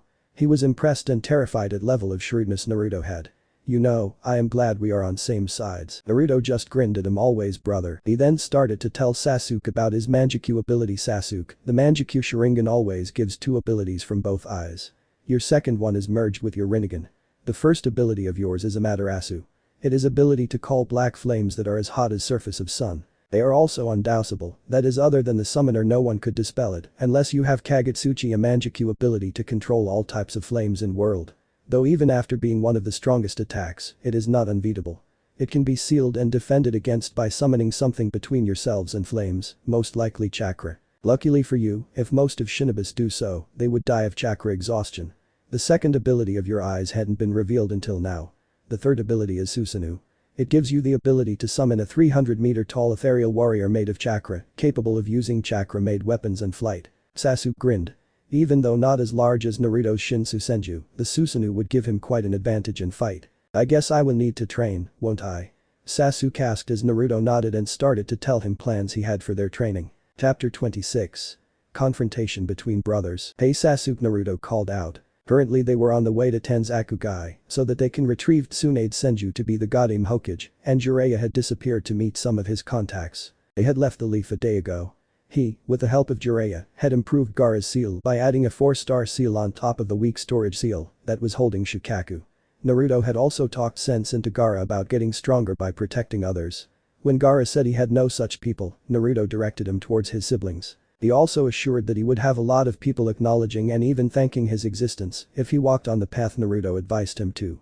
After that he had spent some time with Gaara and Sasuke. They were after all two of his best friends from past life, and for what he was planning to do, it would be beneficial if Gaara and Sasuke shared some type of bond. In addition to that, he had also asked Shikaku to start training Shikamaru. Flashback, you are saying that you intend to have my son as an advisor in your reign. Shikaku said. Yes, even though he had not shown all of it yet, Shikamaru have potential beyond any past Nara have shown. It will be beneficial for Leaf if he were to take such a leading position. Naruto replied. Shikaku nodded. He had to agree his son had lots of potential. So, you want me to train him in strategy making and more logical thinking? Naruto snorted. No, he will have it covered. I am asking you to train him in strength. I will not lie, Shikaku, my generation will be far surpassing the past ones, even like of Hashirama-sama and Madara's. I don't want Shikamaru to be left behind just because of his laziness. Please see to it that he not only has strong mind, but also strength to back it up. Shikaku nodded in agreement and Naruto made his way out of Hokage's office. Flashback end, and then they left on search for Tsunade. Naruto had missed the woman and now they were going to meet again. Though she was quite irritating when they met first time, but same could also be said for him. Suddenly, he had got an idea about Uchiha clan and decided to tell Sasuke, so he addressed him. What is it? Sasuke asked. Have you thought of what will you be doing other than being a shinobi? You are heir to the Uchiha clan now and will get the seat in council when you turn 16. Naruto asked. What do you mean? Sasuke asked confused. Sasuke, do you really think the clans do not do anything else other than being shinobi? Nara clan have business of medicines. Akimichi clans owns most of food-related business in Konoha. The sensory division of Leaf is literally run by Yamenka clan. Inyazuka clan have entertainment sector covered by organizing animal exhibitions and other things. They also have most of veterinary doctors. The Aburam clan have business of honey and things similar to that. The Hyuga takes most of the building projects. The Senju, when alive, found their business as landlords, which is now taken over by Sarutobi. And finally, the Uchiha clan used to run Uchiha police force. It helped to maintain the power balance between the clan while helping them in their economy simultaneously. Naruto explained. I don't know, never thought about it. Sasuke replied. Well, I have an idea if you don't mind. Naruto said and Sasuke nodded. Well, why don't you reform the Uchiha police force? I know only Uchiha were employed, but you can change it and take candidates from other clans while being the chief. It will help your clan's economy to be stable while also helping in employment problems within Leaf. Naruto advised. It's a great plan, but do you think it will be possible? Will the other clans agree to work under banner of Uchiha and most of employees under me will be older, so won't they hesitate in taking orders from me? Sasuke asked. You don't worry about it happening, I will take care of it. And as for your employees being older, it is of no matter. I will be younger than almost 99.5% of shinobi population when I will take the hat. As a shinobi, it doesn't matter if you don't like your superior, you have to take orders. Let alone insignificant reason of being older and more experienced. And additionally, you are already popular in village. After our plan with Danzo comes through, I am sure your popularity will be even more than ever. So, you can do it if you want. I have no problem pulling the strings to make it easily possible. Naruto reassured. I guess it's a great plan, Sasuke agreed. Oh Sasuke, I forgot to mention I felt Itachi's chakra tailing us for a while. He is with his sushi look-alike teammate. I think they will reveal themselves when we reach the town. So be prepared to talk to your brother. I will take care of his partner. Naruto said. Sasuke frowned. He still wasn't able to sort through everything and his feelings. But at least he wanted his brother to know that he was aware of the truth. A day later, Sasuke and Naruto were in the same room in which Naruto had been last time around when Itachi and Kisame had come to capture him. Jiraiya had chased once again after the same woman who was under Itachi's genjutsu. And a few minutes later, there was a knock on the door similar to last time around. Sasuke, it's Itachi and his partner. I will be splitting them, taking Kisame with me. It's your chance to talk to your brother. Naruto informed. Of course, few wood clones that were hiding in furniture would also be present in case Itachi tries to use Shisui's eye on Sasuke. Naruto opened the gate and came face to face with pair of activated Sharingan. The voice spoke. Naruto-kun, you will have to come with us. Unlike last time around, when Naruto was intimated as he heard Kisame talking about shaving his legs off, this time he was just amused. Beside him, Sasuke was standing guard, his 3 Tomo Sharingan and Rinnegan meeting Itachi's eyes unflinchingly. Eyes similar to Leader Sama, thought Kisame. Looks like you have grown stronger, little brother. Itachi smiled inwardly. Don't you think we should give brothers some space? Naruto addressed Kisame. Fine with me. The bingo book marked Itachi's little brother and you as a rank shinobi, similar to Kakashi of the Sharingan. I doubt if you are strong enough as it says, but it will be fun as I would be able to let loose. Kisame replied as he readied the Samehada. Ah, the sharkskin Samehada. Strongest of legendary 7 swords of mist. I would have been impressed, but honestly my mother's journal says that she didn't find it that impressive. Naruto taunted. Hey, you are Uzumaki Kushina's spawn, aren't you? From what my master used to say, she was a complete monster. I would be agreeing with him. After all, even I was able to kill Fubuki-sensei by taking advantage of his chakra exhaustion. But Red Death was able to completely dismantle him. He only survived due to intervention of other swordsmen of mist. Kisame recited. You are a bit in luck as I am not as skilled as her in Fuinjutsu. So, I won't be able to dismantle your sword like she did to your teacher. But I am sure you will get the fight you want from me. Naruto said as he disappeared with Kisame in a golden flash. Yes, that was a lie. He was very advanced in art of Fuinjutsu, but hey, he wanted to see the sword in action. Hello little brother, Itachi greeted Sasuke as he felt Naruto teleporting away with Kisame. Nai-san, Sasuke greeted him in similar tone. You have grown stronger, Sasuke. But not enough to stand against me. Itachi said as his eyes morphed into Manjikyu. It doesn't matter for now. I am here to take Naruto away. But I will leave you a reminder so that you continue to grow stronger. Tsukiyomi. Sasuke's world turned red and black. He was tied to a log and Itachi was standing in front of him. The settings were different, but Sasuke clearly remembered the technique his brother used to torture him when he was a kid. I don't think so, Nai-san, Manjikyu Sharingan, Sasuke called out, breaking the scene like glass. Though they were still in Itachi's Tsukiyomi, but with his Manjikyu, he was able to struggle for control and break through Itachi's technique. As Sasuke, Itachi lost his composure for a second before he controlled himself. So, you finally did. Archived eyes same as mine. Tell me brother, how were you able to accomplish it? Itachi asked. Sasuke frowned as he looked at Itachi. It was the result of learning the truth of your actions against Uchiha clan. Itachi's eyes widened as he gasped, what are you talking about, Sasuke? I know you killed off our clan on Danzo's orders. And that our clan was planning a coup. Sasuke answered. Who told you, Sasuke? Itachi asked seriously. Uzumaki Naruto. He found everything about what happened with Uchiha and the leaf. Sasuke replied. And he told you about it? Did Sandaime-sama really choose him due to his competence or his own personal feelings? A good leader would have never done what he did. Itachi stated with a frown. The good brother would have done, and he did. Sasuke almost sneered at Itachi for insulting Naruto. Itachi winced at non-subtle emphasis on good brother. But he gathered himself ready to discreetly call upon his crow with Shisui's eye. He had to know if Sasuke desired revenge against Leaf. So now you know the truth. What will you do with it? Do you seek destruction of Leaf for vengeance of Uchiha clan?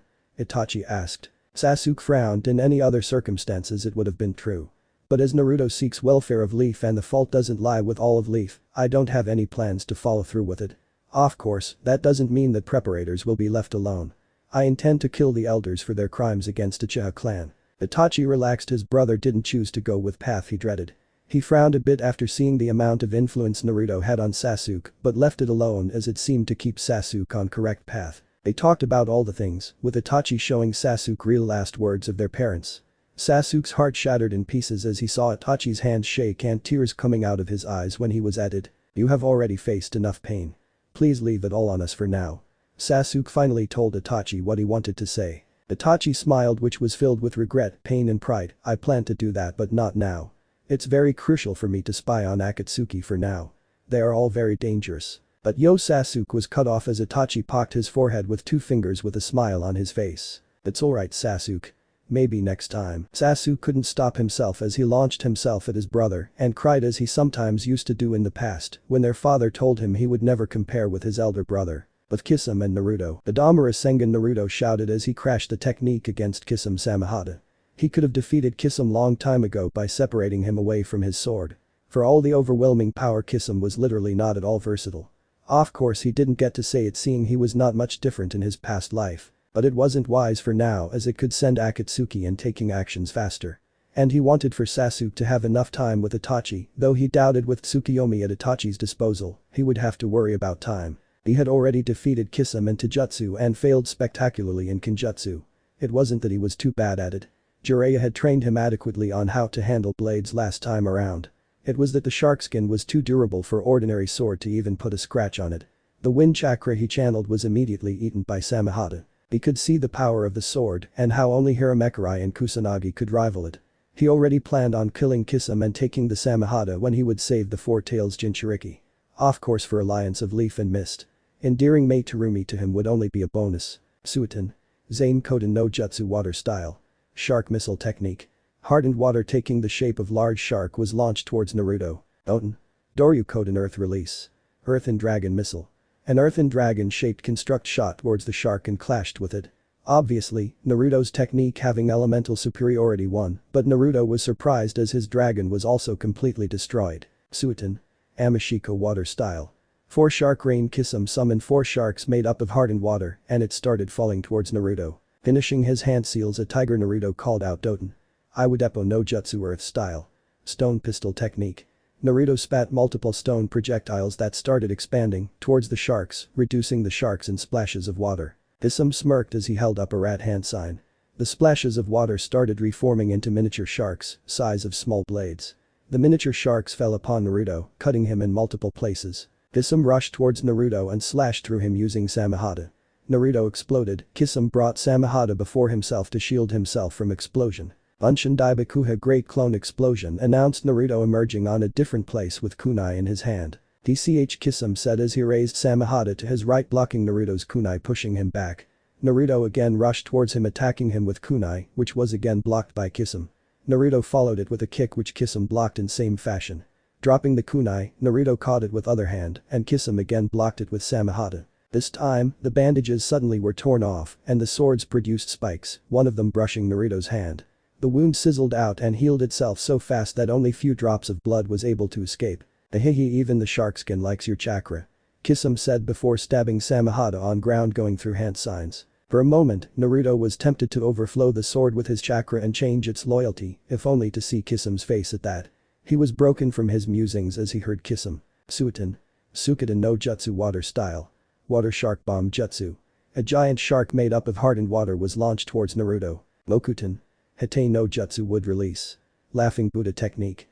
A giant hand made up of wood rose slapping the shark aside, reducing it into puddle of water. Naruto dispelled his Mokuton technique following it with Yinjutsu. Kakuanjo no Jutsu Illusion. Infinite Darkness. Kisame stiffens being trapped in darkness. Naruto rested his kunai on Kisame's neck. Before he could say anything, Kisame burst into water showing he was a water clone. Naruto felt Kisame's sword resting on his shoulders. Naruto was fully intending to kick Kisame away before Jiraiya's voice was heard. Hakius. Gamajichi Shibari Summoning. Toad Stomach Trap. Both Naruto and Kisame were surrounded by some pinkish cave made up of moving tissues. Don't move. You are in the stomach of Great Toad of Mount Mayaboku.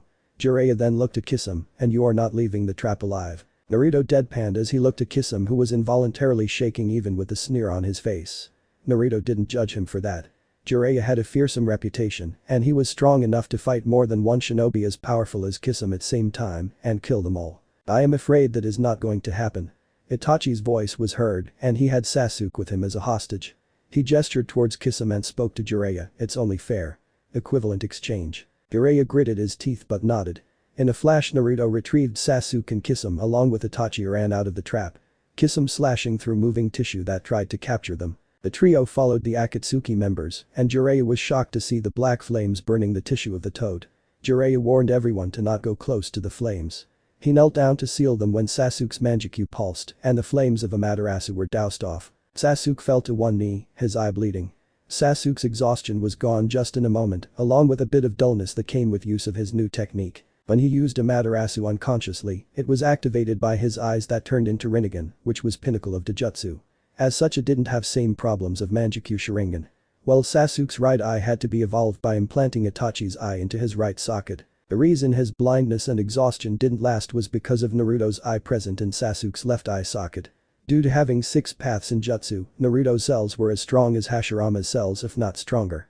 It immediately rejuvenated him while healing the damage to his eye. It was the same reason Obito was able to use Kamui without going blind. Naruto grinned at Sasuke. Well looks like the ability of your right Manjikyu is Kagetsuchi, the ability to control all flames in the world. Sasuke also had a smirk on his face, showing that he was pleased with the ability. It made all the fire style users literally useless against him. They went back to the hotel, which was completely without damage unlike last time. From there they decided to rest and start looking for Tsunade the following day. Chapter 27. Tsunade the Goddamn Hokage. Tsunade, Jiraiya. After going to the same hotel as last time, Naruto was able to catch Tsunade and the reunion had started like the last one had. The only difference was he wasn't a loudmouth irritating brat and Sasuke was at his side. Also, Orochimaru hadn't approached her about healing his hand. Of course, with how much he had damaged Orochimaru, he was sure the snake would have to change the body as soon as he reached Oto. Jiraiya, Naruto and Sasuke joined Tsunade and Shizune for dinner. Like the last time around, Jiraiya engaged Tsunade in drinking and went around talking. Tsunade, fed up with it, asked what he really wanted. Jiraiya revealed his orders about bringing her to Leaf to take the position of Hokage. Tsunade vehemently declined, stating every Hokage had been a fool and those who desire to become so are same. It was enough for Naruto. He could understand how she felt after losing her brother and fiancé, but that was just too much, especially coming from someone older. I have less problem if you disrespect your own family, but I would ask you to not disrespect my father, Tsunade. Naruto said coldly. Tsunade in her drunken stupor sneered at Naruto. Oh, Minato's child, are you? Didn't think about you much, did he? Making his own son a Jinchuriki. And there was a reason for that. Naruto replied. What was it? Maintaining balance of power among 5 major village. Doomed your life for that, didn't he? Tsunade argued. Tsunade saw Jiraiya and Shizune admonished. Not quite, Tsunade. The first reason was to save my life. Being only Uzumaki in village, no one other than me could have held the 9 tails. In addition to that, the man who was responsible for the 9 tails incident would have come after me. To counter that, Dad altered the simple double 4-star seal of Uzumaki Mido and Mother into 8 trigram seal so that I could have power of 9 tails in my corner when time came. To do that, he gave his soul to the Shinigami. If that is not a father's love for his child, I don't know what is.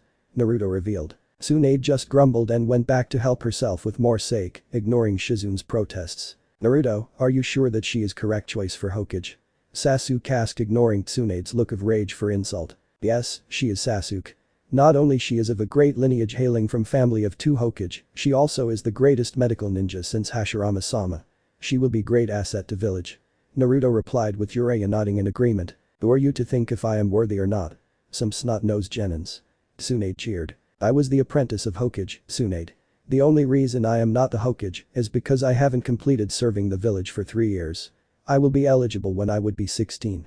Naruto replied, shocking Tsunade and Shizune. He then continued looking at Tsunade. Why don't we make a bet? Earning Tsunade's attention, resulting Shizune to groan. What bet? Tsunade asked. We fight. If you win, I will buy all of your debts and you will be free to go wherever you want without any trouble from Leaf. If I win, you will come to Konoha and take the hat for at least 3 years and more if you deem it so. What do you say? Naruto tried to lure her. Fine, brat. You have a deal, hook, line and sinker.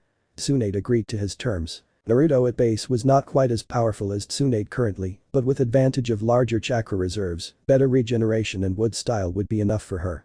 Sage mode wasn't even needed to fight her. In addition to that, she probably would not be going all out. So, it wasn't going to be much of a challenge. Tsutenkyaku heavenly foot of pain, Tsunade shouted, leaping in air. She concentrated all her strength into her heel. She then rapidly swung her heel down on the ground. It created an impressive crater in ground. Naruto jumped back, dodging the shockwaves from attack. Oten. Dorihiki Earth style. Earth wall. Naruto raised a solid wall of earth, standing on top of it. Tsunade shouted and punched the earth wall, turning it into rubbles. Naruto jumped to the wall, but Tsunade flickers in front of him, rotating kick which was dodged by Naruto. Tsunade followed with stomp kick. Naruto was caught in one of its shockwaves but stabilized himself with backflip. The reason Naruto hadn't taken offensive as he was luring her to open ground. He was successful but had to escape again as Tsunade created a large crater in ground with a punch. Oten. Murukage no Jutsu Earth style. Hidden like a mole technique, Naruto disappeared underground and broke out just from beneath her, spiraling blue ball in hand. Rasengan. Naruto tried to slam it into Tsunade, but she dodged, kicking his hand into ground, making Rasengan blast destroying the ground. Tsunade backflipped off the ground trying to get a reverse heel stomp on him. Naruto was faster. He flickered in front of her and slammed a Rasengan into her abdomen, blasting her backwards. Naruto wasn't that shocked seeing Tsunade tanking the attack without much damage. She was awesome like that. Tsunade looked down at her abdomen to see a spiral-shaped wound. She channeled chakra to the wound, healing it immediately, and rushed into Taijutsu bout again. Naruto punished her by slamming other Rasengan to her chest this time. Naruto was upon her without giving her chance to heal it. But instead of panic, there was smirk on Sannin's face. She touched his right hand and jumped back. The Rasengan in his right hand flickered out. I converted the medical chakra into electricity, transferring it to your nerve cells of right hand, frying it. Tsunade explained, smirking. She followed it with punching him hard on face. To Naruto's good luck and Tsunade's, it wasn't hard enough to make him spit blood. Did you really think only you have regenerative abilities? Naruto raised his eyebrow at her. Kurama, a little help. Naruto spoke in mind. Kurama grumbled something about not needing it but released one Kyuubi influence cloak anyways. A red cloak of chakra washed over Naruto, regenerating every damage he got into fight, making him as good as new. Tsunade jumped after him, punching him towards a wall that he blocked, crossing his arms. Still, it managed, sending him skidding back. She flickered in front of him, hawking her hand backwards. "But you brat!" Tsunade prepared to knock out punch him. Naruto smirked, clapping his hands in snake seal. Mokuton. Hate no jutsu wood style. Laughing Buddha technique. The large wooden hand sprouted out of ground, trapping Tsunade in it by closing itself. Tsunade was astonished. She probably didn't hear about him using Mokuton. Naruto changed his hand to rat seal and wooden vines manifested, binding Tsunade so that she can't move and try to get free. Tsunade, when Orochimaru attacked the village, he summoned the dead Shadame and Nidame under his control to destroy the leaf. It was Sasuke and I who defeated and sealed them. You lose, I hope you keep your part of bet. I know your grandfather would have wanted you to take the position of Hokage. He asked about you and Nawaki, who I assume was your little brother. Naruto freed the shocked Tsunade, who fell onto her knees, and equally shocked Shizune tried to help her mentor. Jiraiya, when he woke up next day, was shocked to see Naruto and Tsunade sharing sake like best friends. They were sitting in front of vending machine. The only thing that was different was, unlike other time, this time there was lot of coins in front of them, showing they won the game. They are at it from last 2 hours. They were kicked out from one casino already due to winning every game they played and monopolizing the winnings. Sasuke informed, playing with his fat wallet that was filled with winnings from casino. They were on way to Konoha. Tsunade had confessed her hemophobia to Naruto in private. Flashback. Naruto, won't my hemophobia create problems when I become the Godame Hokage? Tsunade asked. Naruto hummed, well, I can help you with it temporarily, and I am sure you would win over it in sometimes anyways. Tsunade looked at him confusedly. Naruto took a breath and closed his eye. After reopening them, he looked at Tsunade. Tsunade gasped when she looked at his left eye. Before she could say anything, her world went black. Flashback end. After some days of reaching Konoha. I am Senju Tsunade, I am descendant of Shadame and Nidame Hokage, and I now am the Godame Hokage of Konoha. I vow to protect this village and people on cost my own life if needed. She raised her hands towards the people of Konoha. A deafening cheer came from crowd as she was received as Godame Hokage of Konoha by the people of village Hidden in Leaf. Chapter 28. The mission to Snow Country. Team 7 was on mission to Snow Country. They were requested by someone named Sandayu as bodyguards to actress Yuki Fuzuka's. The client had requested Hada Kakashi. Of course Naruto knew they just wanted Yuki, who was really Princess Kayaki Kazuhana, to reclaim her position as daimyo of Snow. They wanted Kakashi as he had already helped the princess to escape with key to the supposed treasure when she was just a child. Naruto suspected Kakashi had already known about it. They had already packed additional cloaks for harsh weather of Snow Country. Well, it would help him in his first step of seducing Princess Kayaki, after all, who wasn't attracted to their Prince Charming who had saved them, and Yuki was after all a princess. This led him to think about his current and only girlfriend, Hinata. He had gifted a rather impressive instrument that he crafted with help of knowledge he acquired from Forbidden Scroll of Sealing. Flashback. Hinata and him had been spending their time together after finding out he was going to be gone for some time for his mission in Snow. He was also giddy, as he was going to give Hinata a present that he believed would help her as a shinobi. Alright, Hinata-chan, this is time for your present. Naruto smiled at her. Why, you didn't have to. And Naruto-kun. Hinata poked her fingers together shyly. Don't worry about it, Naruto reassured as he took her palm and right hand and channeled chakra through it. The chakra was converted into ink, and the chakra ink took the shape of kanji for accommodate like Naruto had on one of his palms. After some times, the kanji disappeared. Now try to channel chakra into it, Naruto instructed. Hinata did so, and to her surprise a black-colored shiny bow with kanji engraved on it appeared. On the left side, the kanji for crimson, energy, light and peace were engraved in a random manner, while on the right side, the same kanji were engraved in repetitive manner. As soon as Hinata touched the bow, the kanji started glowing blue, recognizing her chakra, making the bow useless for anyone else. This bow is made of chakra-infused wood from my mokuton. It is as strong as steel but has elastic properties of wood. The runes engraved on it have different purposes. One of it is the ability to gradually store small amount of your chakra. Now, channel some of your chakra through it, Naruto said, which Hinata did. The bluish string of energy formed, acting as the string for bow. The chakra would be used to do things like this. Now pull the string, Naruto again instructed. When Hinata pulled the string, a bluish arrow made up of chakra manifested on the wood. The arrow will also be made from chakra stored by seals, so that you won't have to use extra of your own reserves for it. Currently, it is sufficiently filled by my chakra. The bow range is also 10 times of shinobi bows, that is same range as maximum viewing range of Byakugan. You can control the range and trajectory using the seals and with some practice. But your Byakugan, I know this weapon will be quite deadly in your hands. Additionally, the seal's Canadian chakra nature transformation, so that the arrows of any element could be fired. The seals could also do nifty things like shoot numerous arrows at once or shoot a gigantic-sized arrow. A grinning Naruto explained proudly. Hinata was very happy with the present and showed him so by trying to squeeze life out of him and giving him a sweet kiss on his cheeks. They spent next hours together, with Hinata practicing using the bow and Naruto explaining her how to do it. Flashback end. Naruto didn't want to wait for Dodo's henchmen to attack them. He confronted Sandaiu and with Kakashi and Sasuke team and decided to do a surgical strike, removing Dodo and his 3 most loyal men, well so that there would be no harm to bystanders like the greedy movie director and producer. Kakashi had reluctantly agreed to plan. Sandaiu too wanted to join the strike, but Naruto convinced him to take his guards and hide among subjects, so they were not harmed. In truth, Sandaiu was very weak even for a samurai, and he wanted Kayaki to have someone in their corner to help stabilize the snow country. Last time around war had destroyed it and Kayaki was nowhere to be seen. Naruto had assumed she went hiding again. Team 7 entered the palace to find out that Dodo's men were going to launch an ambush to kidnap the princess. With the heavy kunai launching cannon, they suspected it would have been a genocide if they had gone ahead with plan. Kakashi sent lightning chakra through the weaponry, completely destroying the electromagnetic mechanism on which the weapon worked. They went ahead knocking and hiding the guards and destroying the defenses. Unfortunately, for them it seemed like there was a spy in Sandaiu's army. Vizur, Natter and Fubuki were waiting for them in snow-covered training ground that was surrounded by large snow-covered mountains. Fortunately, they seemed to be confident in taking down Team 7 and hadn't informed Dodo. Vizur activated his armor, a steam-operated arm and a skateboard-like device activating below his shoes. He rushed at Naruto, sending punches after punches which were dodged by Naruto. The skateboard disappeared and Mizur attempted to kick him, while Naruto jumped back to get away from impact. But Sasuke and Fubuki, Hyoten, Tsubame Fubuki Ice style. Swallow snowstorm. The pink-haired woman manipulated snow around into bird-shaped projectiles toward Sasuke. Heian. Gakakyu no Jutsu fire style. Great fireball technique. Sasuke sent large fireball towards the icy bird-like projectiles. They melted when Sasuke manipulated the remaining flames of his technique into another smaller fireball. Heian. Gakakyu Koden fire style. Great fireball missile. The fireball started to move towards Fubuki, who manifested wings from her chakra armor and started flying to avoid Sasuke's technique. A moment later, going through the hand seals, she slammed her hands on snow-covered ground. Hyoten. Hiro no Jutsu Ice style. Ice prison technique. Ice blocks started growing out randomly.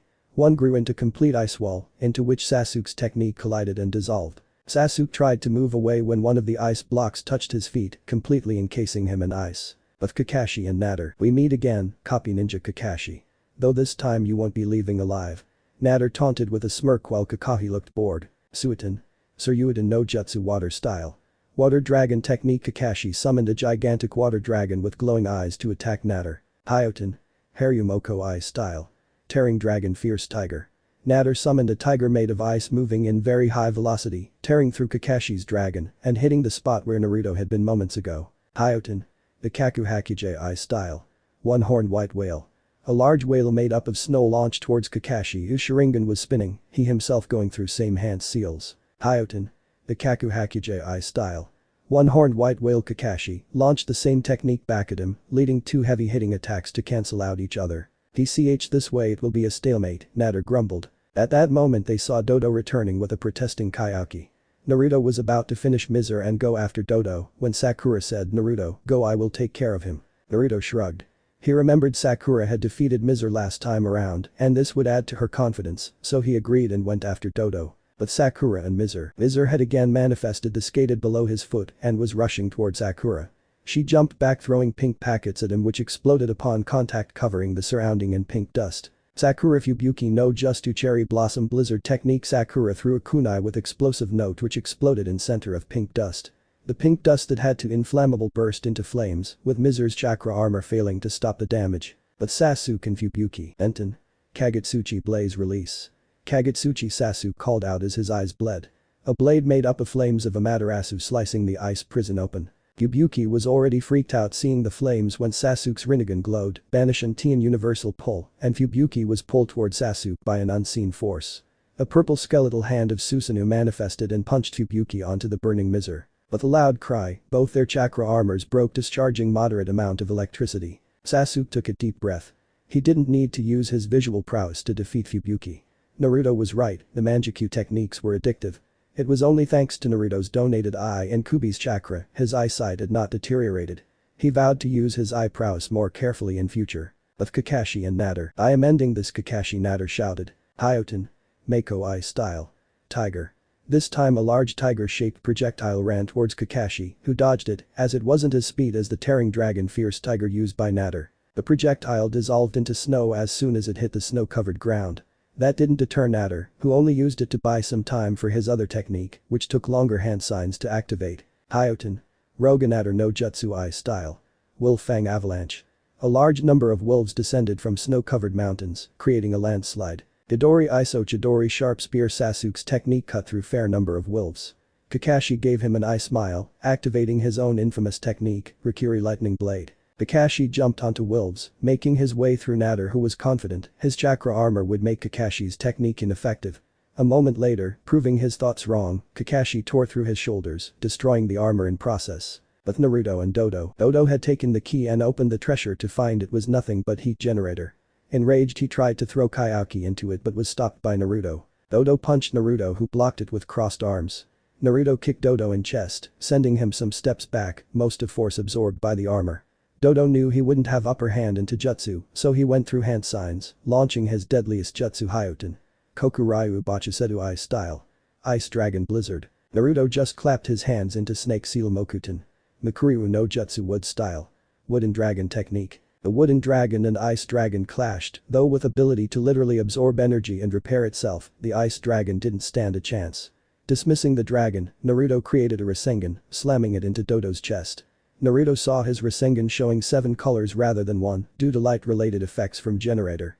He smirked and formed a bigger Rasengan. The dominant arrow no Rasengan Big Bull 7-colored Rasengan.